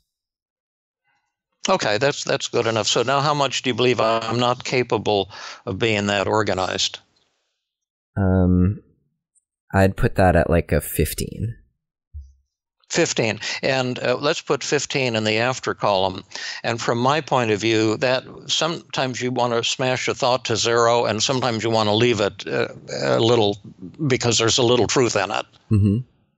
So I'm thinking 15 would be good enough on that thought. Yeah. Yeah, I mean, I think if I focus in on the word capable, then it's probably 0. It's probably 0 because I feel pretty capable. And that dialogue that we had illustrated that there are places for me to grow that would help me Put that better. In the right-hand column. I add that to the positive thought. I can still grow and do even better. Great. Now that we've smashed this first thought, we're going to jump up to a new orbit. Okay. And we'll see if this will be effective. The technique we used was called the double standard technique. Okay. That a lot of us operate on a double standard, and in a way, you've been bullying yourself. Mm-hmm. Maybe you said you felt that your dad did that a little bit. Yeah. And then when we did the double standard, when you talked to me, it was a clone of yourself. You weren't a bully. You were compassionate and helpful. Right. Now, I'm going to be Neil, and you're going to be Neil. Okay. And I'm going to be the bully. I'm going to be the negative Neil. Okay. And I'm going to attack you, and this will sound cruel, but it's actually very loving because it gives you a chance to talk back and defeat that inner bully. Okay. And I'm going to speak in the second person you, and you can speak in the first person I. Okay. And are you ready? Yeah, and I just want to admit that I feel nervous about this. Cool. That might make it more helpful. But right. if you can't beat me, we'll do role reversals back and forth. So okay. It will be kind of a collaborative. All right. I'll do my best. Who am I? What's my name? You're Neil. Yeah, right. Could I talk to you for a minute, Neil? Sure. Yeah, I didn't want to upset you because I know you're having this session with David and all of that, but I just want you to remember that you're not capable of being sufficiently or organized. Well, that's not true. I'm perfectly capable of being organized. There are some skills that I still need to learn to help me along the way. Great. Who won? I think I won. I thought so too. Did you win big or small? Well, I was curious to see what you were going to say to what I to what I said. Thought you blew me out of the water, but I want to see, Yeah, I mean, it felt big. Like that's what I countered with was an absolutely true statement that couldn't be argued with, really. Exactly. And did you win big or huge? I'll say big. Big. Do a role reversal. Okay. You be the negative. I'll be the positive. All right. So Neil. Yeah. Hi, Neil. Hi. I'm never lonely. You're always around, beating up on me. What's it going to be this time? I'm always here. I wanted to let you know that, I appreciated that whole dialogue you had with David, and I'm here to remind you that you're not capable of being that organized. Well, actually, I have a much worse problem than that. Oh, yeah? Yeah. What's the worst problem? Listening to your bullshit. The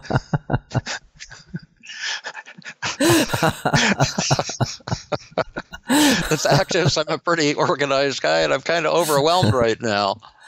And that's because I've been listening to you. Yeah. Who won? You did. Big or small? That was big. Big or huge?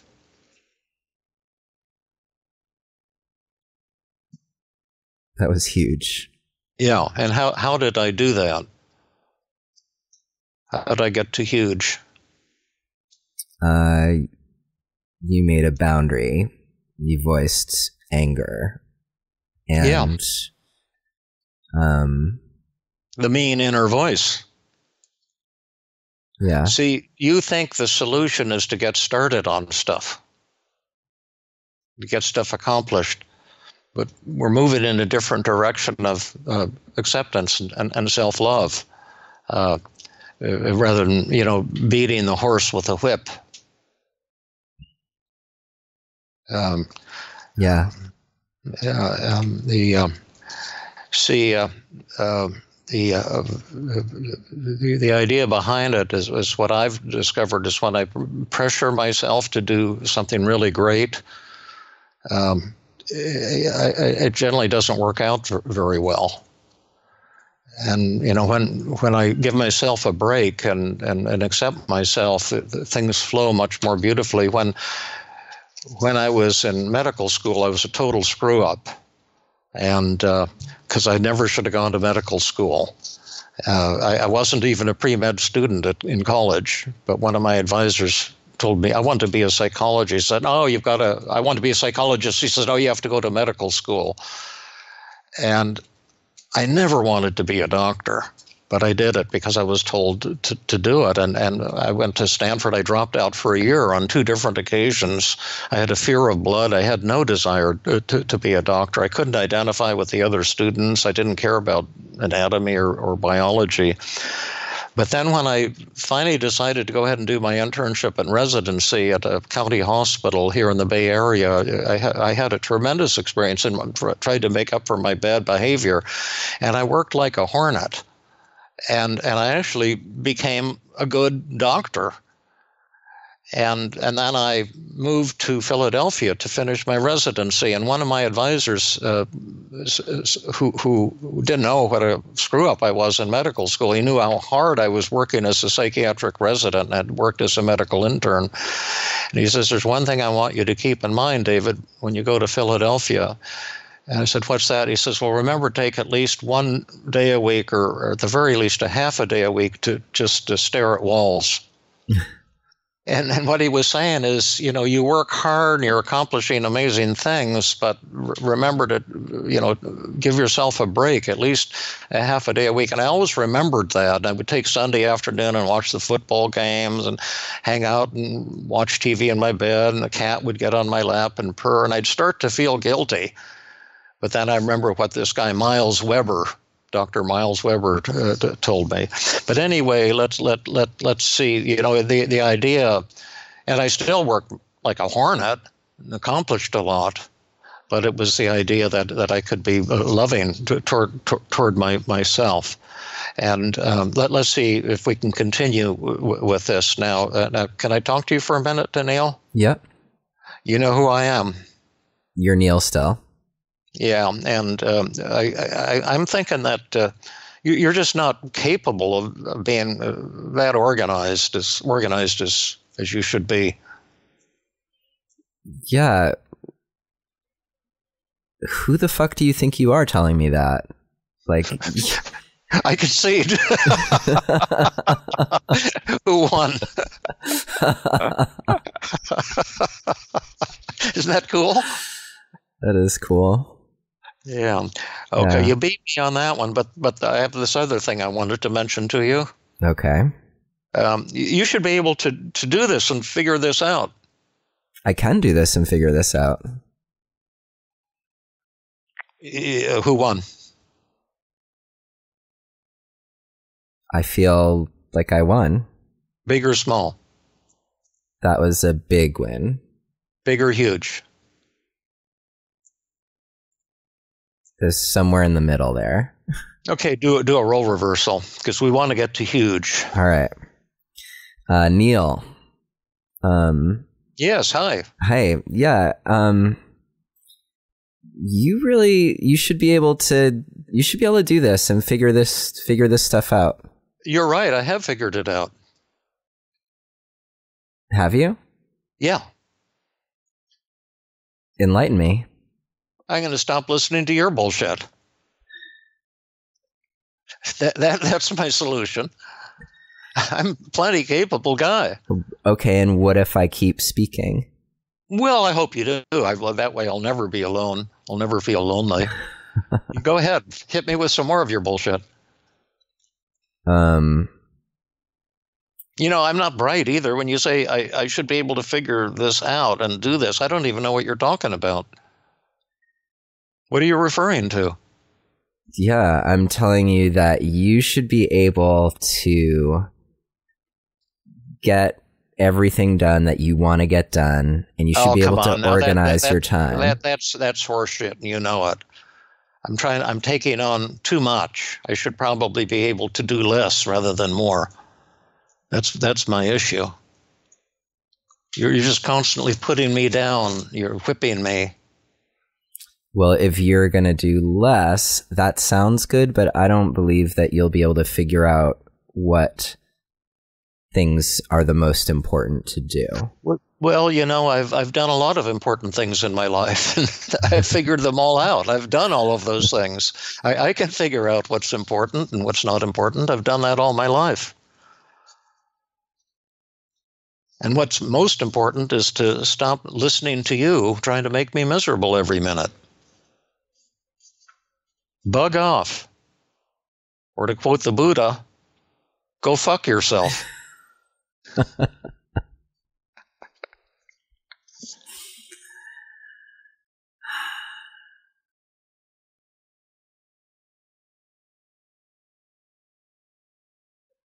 Who won? You won. Well, let me ask you something here. There's this self-criticism, right? Mm-hmm. Yeah. Maybe that's not something we should give up.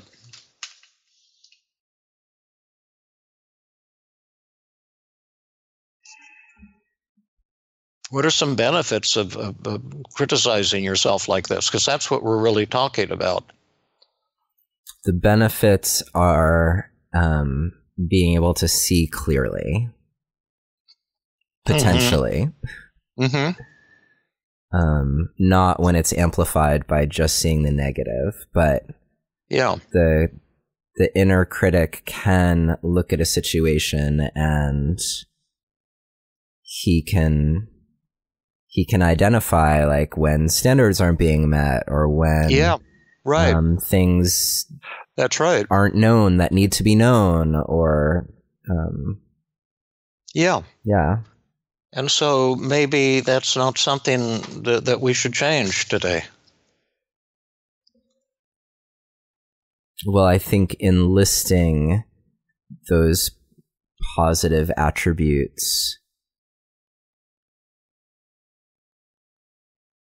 like if I had to choose something, I would, in terms of like feeling or hearing the shitty thoughts or or telling that part of me to like get lost, I would choose to have him get lost. And it's powerful for me to hear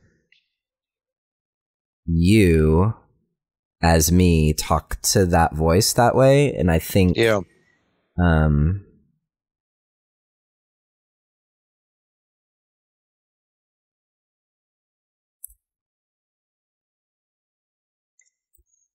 okay, this is just what's occurring to me, which is that there was a time in my life where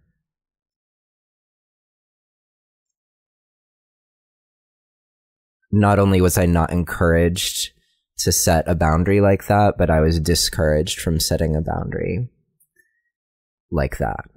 So if I heard something critical, let's be honest, from a parent, then as a kid, I wasn't allowed to speak like that.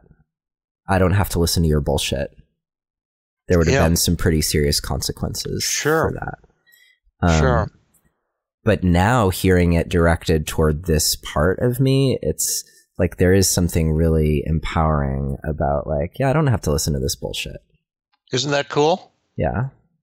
But it's risky because I'm suggesting you settle for mediocrity. Right, which I don't want to do. Exactly. So maybe we should keep up the inner bully. Can't he be something other than an inner bully? Yeah, well, let's see what he can do. But this is a thing, because you see, enlightenment comes from the death of the ego, the death of the self, and self-acceptance. Mm-hmm.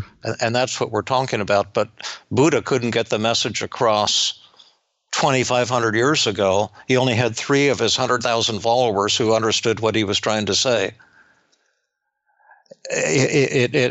Acceptance is, see, for me, it's been such a revelation. I used to be perfectionistic and beating up on myself, and it brought a lot of achievement. I won the top award in the world for research on brain chemistry when I was a psychiatric resident doing my postdoctoral fellowship, and I was going to heaven and hell, this all or nothing thinking. Mm-hmm. And it was the same clinically. I couldn't stand it when a patient was saying, "You can't help me." It infuriated me, and I argued with them to prove that I could. So that was usually not very effective. And then one day I decided just to accept how flawed I was.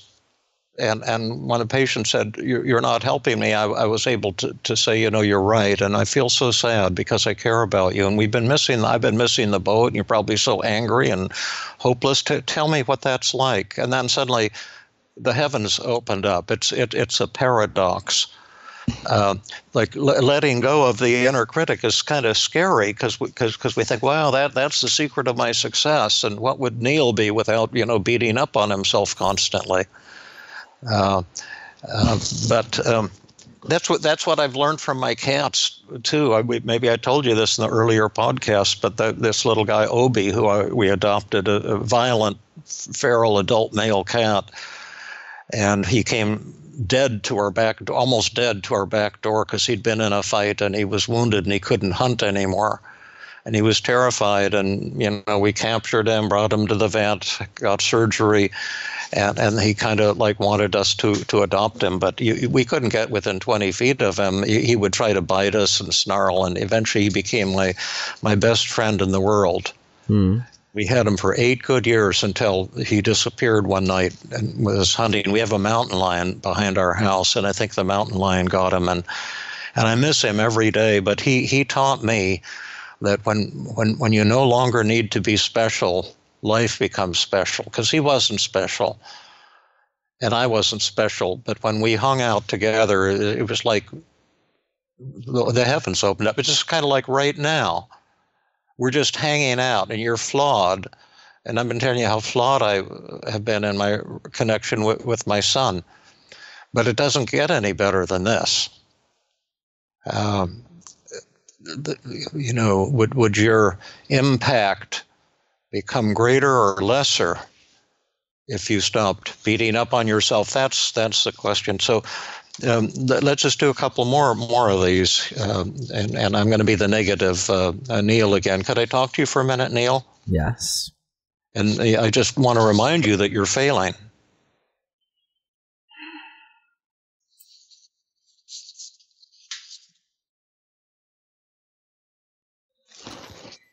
Well, when I look around at the evidence, I can tell that I'm not failing, because there's plenty of good that's happening all around me.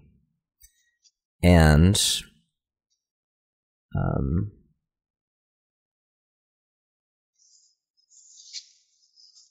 yeah, wow, it's really not useful to hear that at all.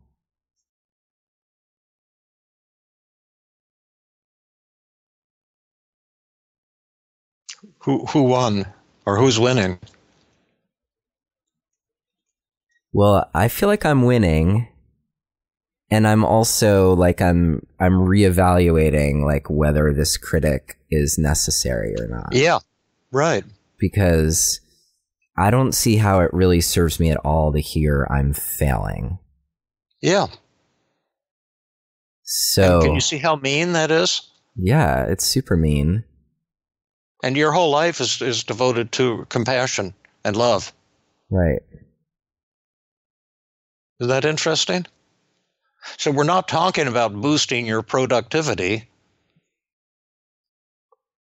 We're talking about a decision to be loving toward yourself and to trust. Right.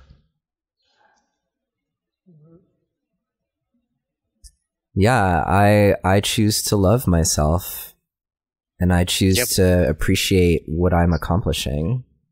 Oh yeah, but think of all the things you need to do. You're failing. You should be doing more. You shouldn't be procrastinating. Your voice is just becoming like a tiny whisper to me. Because actually I'm doing just fine. And there will be times that I do more and times that I do less. And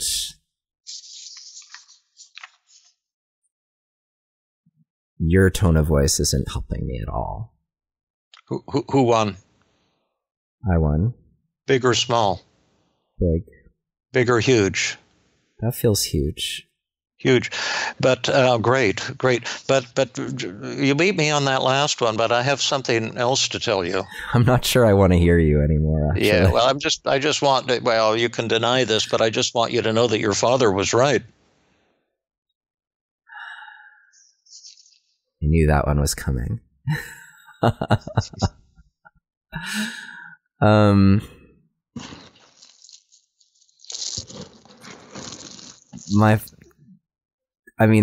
There's just no basis in fact with what you just said. Like, so it just shows me how full of shit you actually are. Because actually my father doesn't know me right now. So there's no way he could be right about me. Unless it was a lucky guess. Do you think he'd want to listen to this recording? I'm not sure. That'd be kind of interesting. I'm not sure. Dad, if you're listening. Yeah, what do you want to tell him?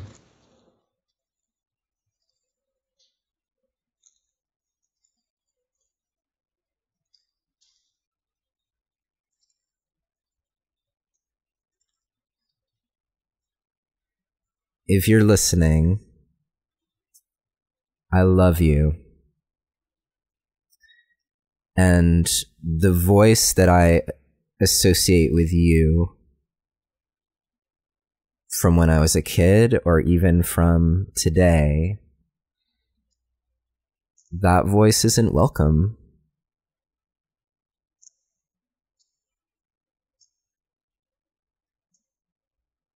And I love you. I want you to be in my life. What do you need from him? What do you want to hear from him? What would you hope to hear? I would hope to hear that you love me. I would hope to hear that you are curious about what I'm doing with my life. And I would hope that you'd find it within yourself to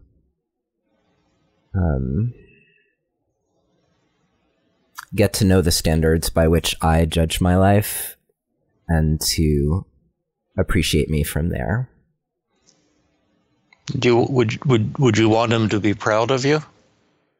I would love for him to be proud of me. That was beautifully stated. Are there any of these negative thoughts that still have any sting?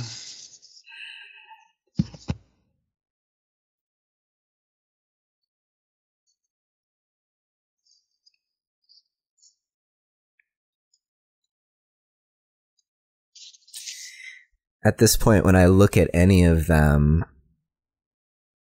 I would say that they don't have sting. I'm able to like look at it and be like, okay, like here's what's true about that, and here, and if there is something true, like I'm looking at there's not enough time and no way I can do all this, and I'm like, well, that may be true on some level. You know, there may be too much, but like the thought itself doesn't have sting. The power. Yeah. Right. Was that sad right now when you were talking to your dad?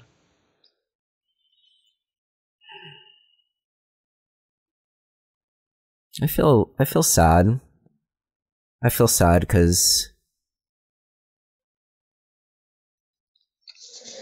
I don't. So the thought that comes up is, I don't know if I'll ever get that acknowledgement from him.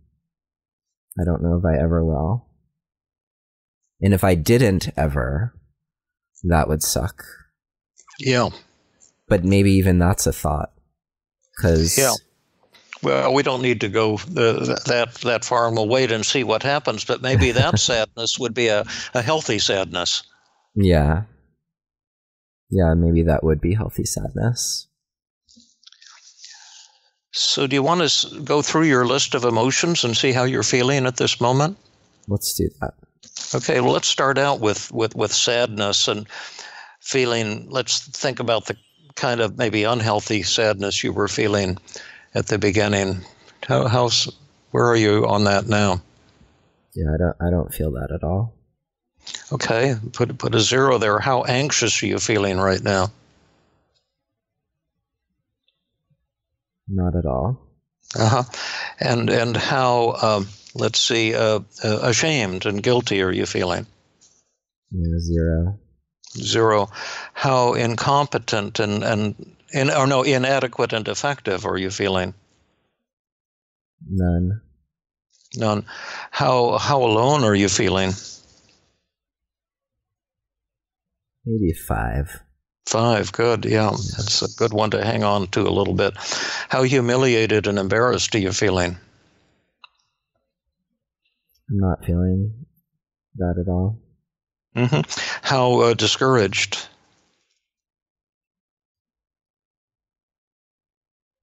Yeah, 0. How frustrated, defeated? 0. How annoyed and irritated?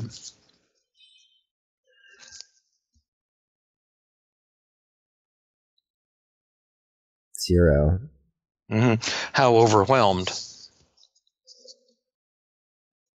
Yeah, I'm not feeling overwhelmed at all. And then just 2 quick questions, and we can kind of wrap up, see if there's any homework for you. But the first question is, are these changes real? Number 1. And number 2, if so, what caused the changes? Because a lot of people would say this is impossible to go from 90 to 0 and 85 to 0, and was this real? And then what caused it?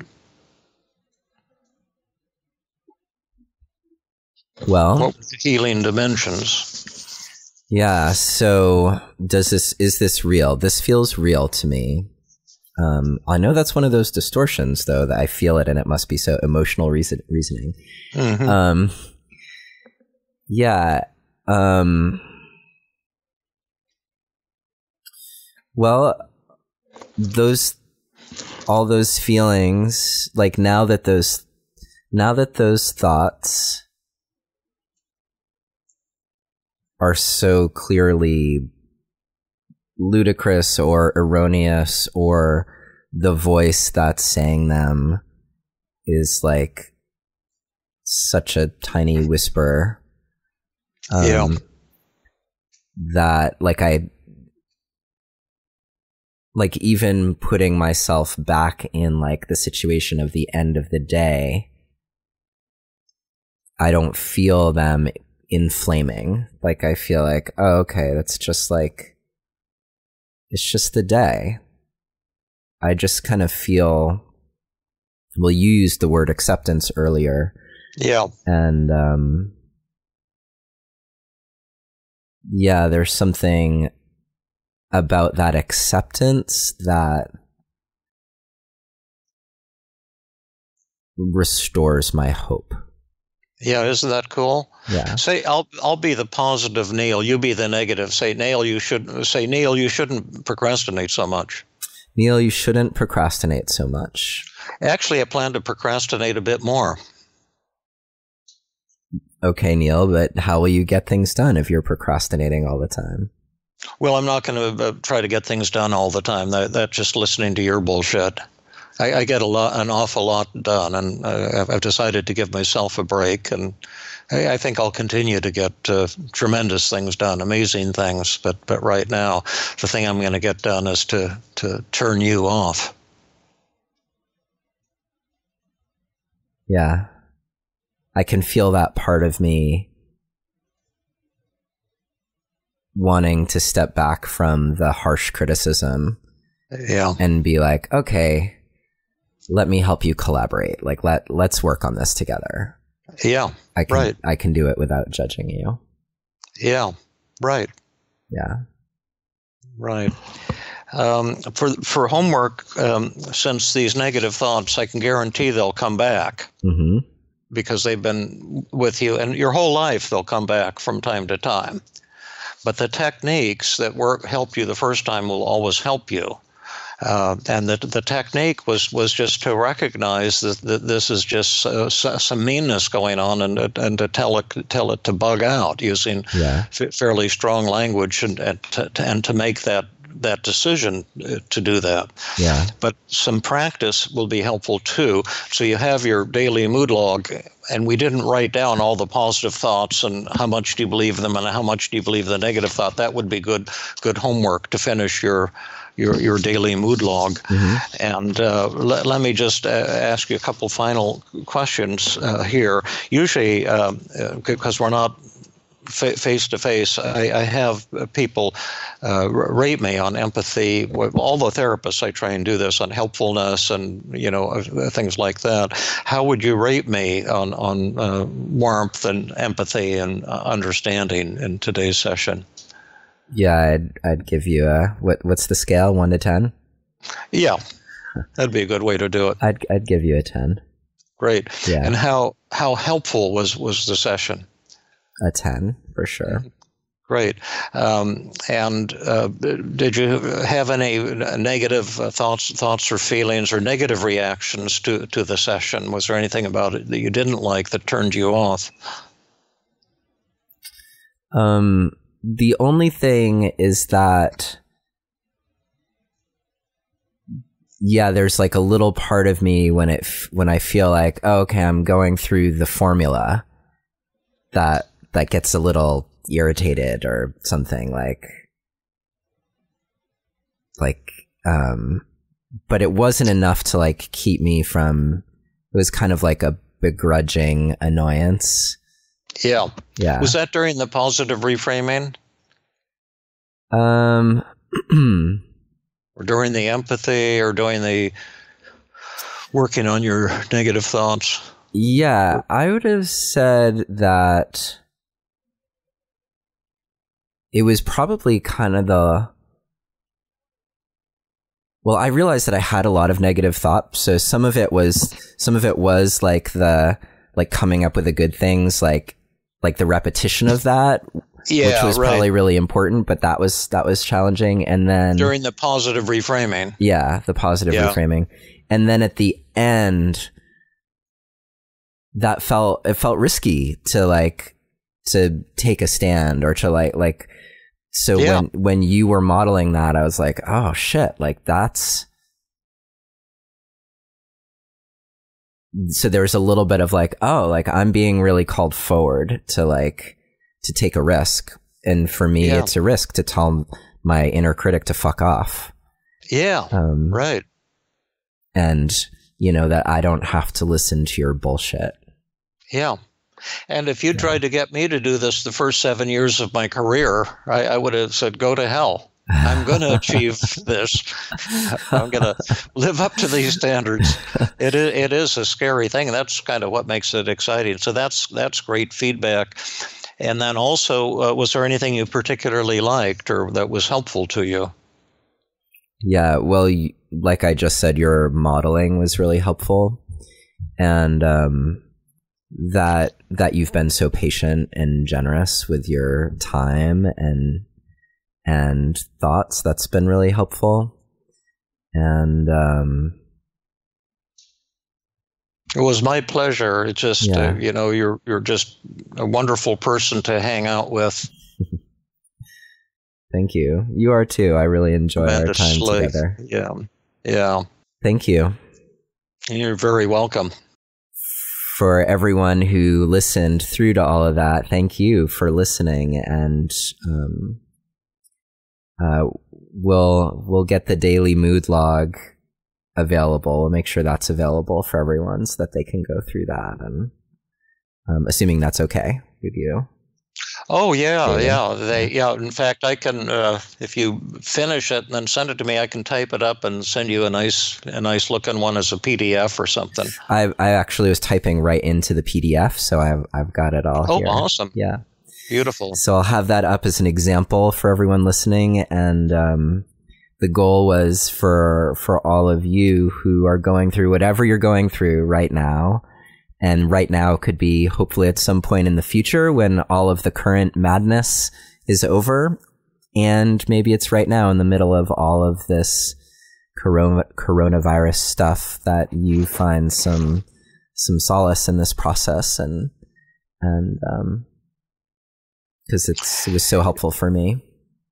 Yeah, maybe we just make a comment to them because we kind of forgot all about them. But yeah, I mean, we could have done the coronavirus thing too. I've been doing that slightly, same techniques, but slightly different. But what's important here is the details of your life will be very different from Neil's, and we're all different as human beings. But sometimes in our suffering, it comes together, and I'm sure a lot of people listening to the podcast right now will be able to say, "Wow, I can recognize beating up on myself a lot too," and maybe recognize some of those 10 cognitive distortions in your thoughts, and that it's not so much what happens to you, but the way you think about it that creates your emotions, and you saw that so clearly. It's not the fact that you have all these cool projects that need some time and attention, but the fact that you're being self-critical and beating up on yourself. And then the final idea is it's when you change the way you think, you can change the way you feel. And if you want to learn more about these techniques, again, this is self-promotional, so I apologize, but my first book, Feeling Good, The New Mood Therapy, has been helpful for many people who are struggling with depression. Research indicates that 65% of the people who read it recover from depression or improve dramatically in 4 weeks. And I'm hopeful by the time you hear this, my new book, Feeling Great, will be out. And that has all the research and development of the last 40 years that I didn't have available when I wrote Feeling Good. So I hope that'll be helpful to folks too. Great. Well, we are definitely looking forward to your new book, Feeling Great, and excited to hear that that's imminent. And yeah, feeling good. Big recommend on that one. I read through it, and there's a reason that it's stood the test of time.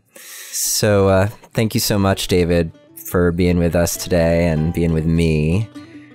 So great to spend time with you as always. Yes, thank you, Neil, and have a great day, and thank you all for listening. Thank you for listening to another episode of Relationship Alive. If you like what you've heard and want to make it easier for other people to find out about us, please take a moment to subscribe to our podcast and to rate and review us on iTunes. If you have questions or comments or want to continue the conversation, you can always join our Relationship Alive community Facebook group. And for more information about today's episode, visit us online at neilsattin.com/podcast. Or you can always text the word PASSION, PASSION, to the number 33444 for more information. Finally, do you have a burning question that you're hoping we can have answered here on Relationship Alive? either for a future or past guest, let me know and I'll see what I can do. Take care and see you next time.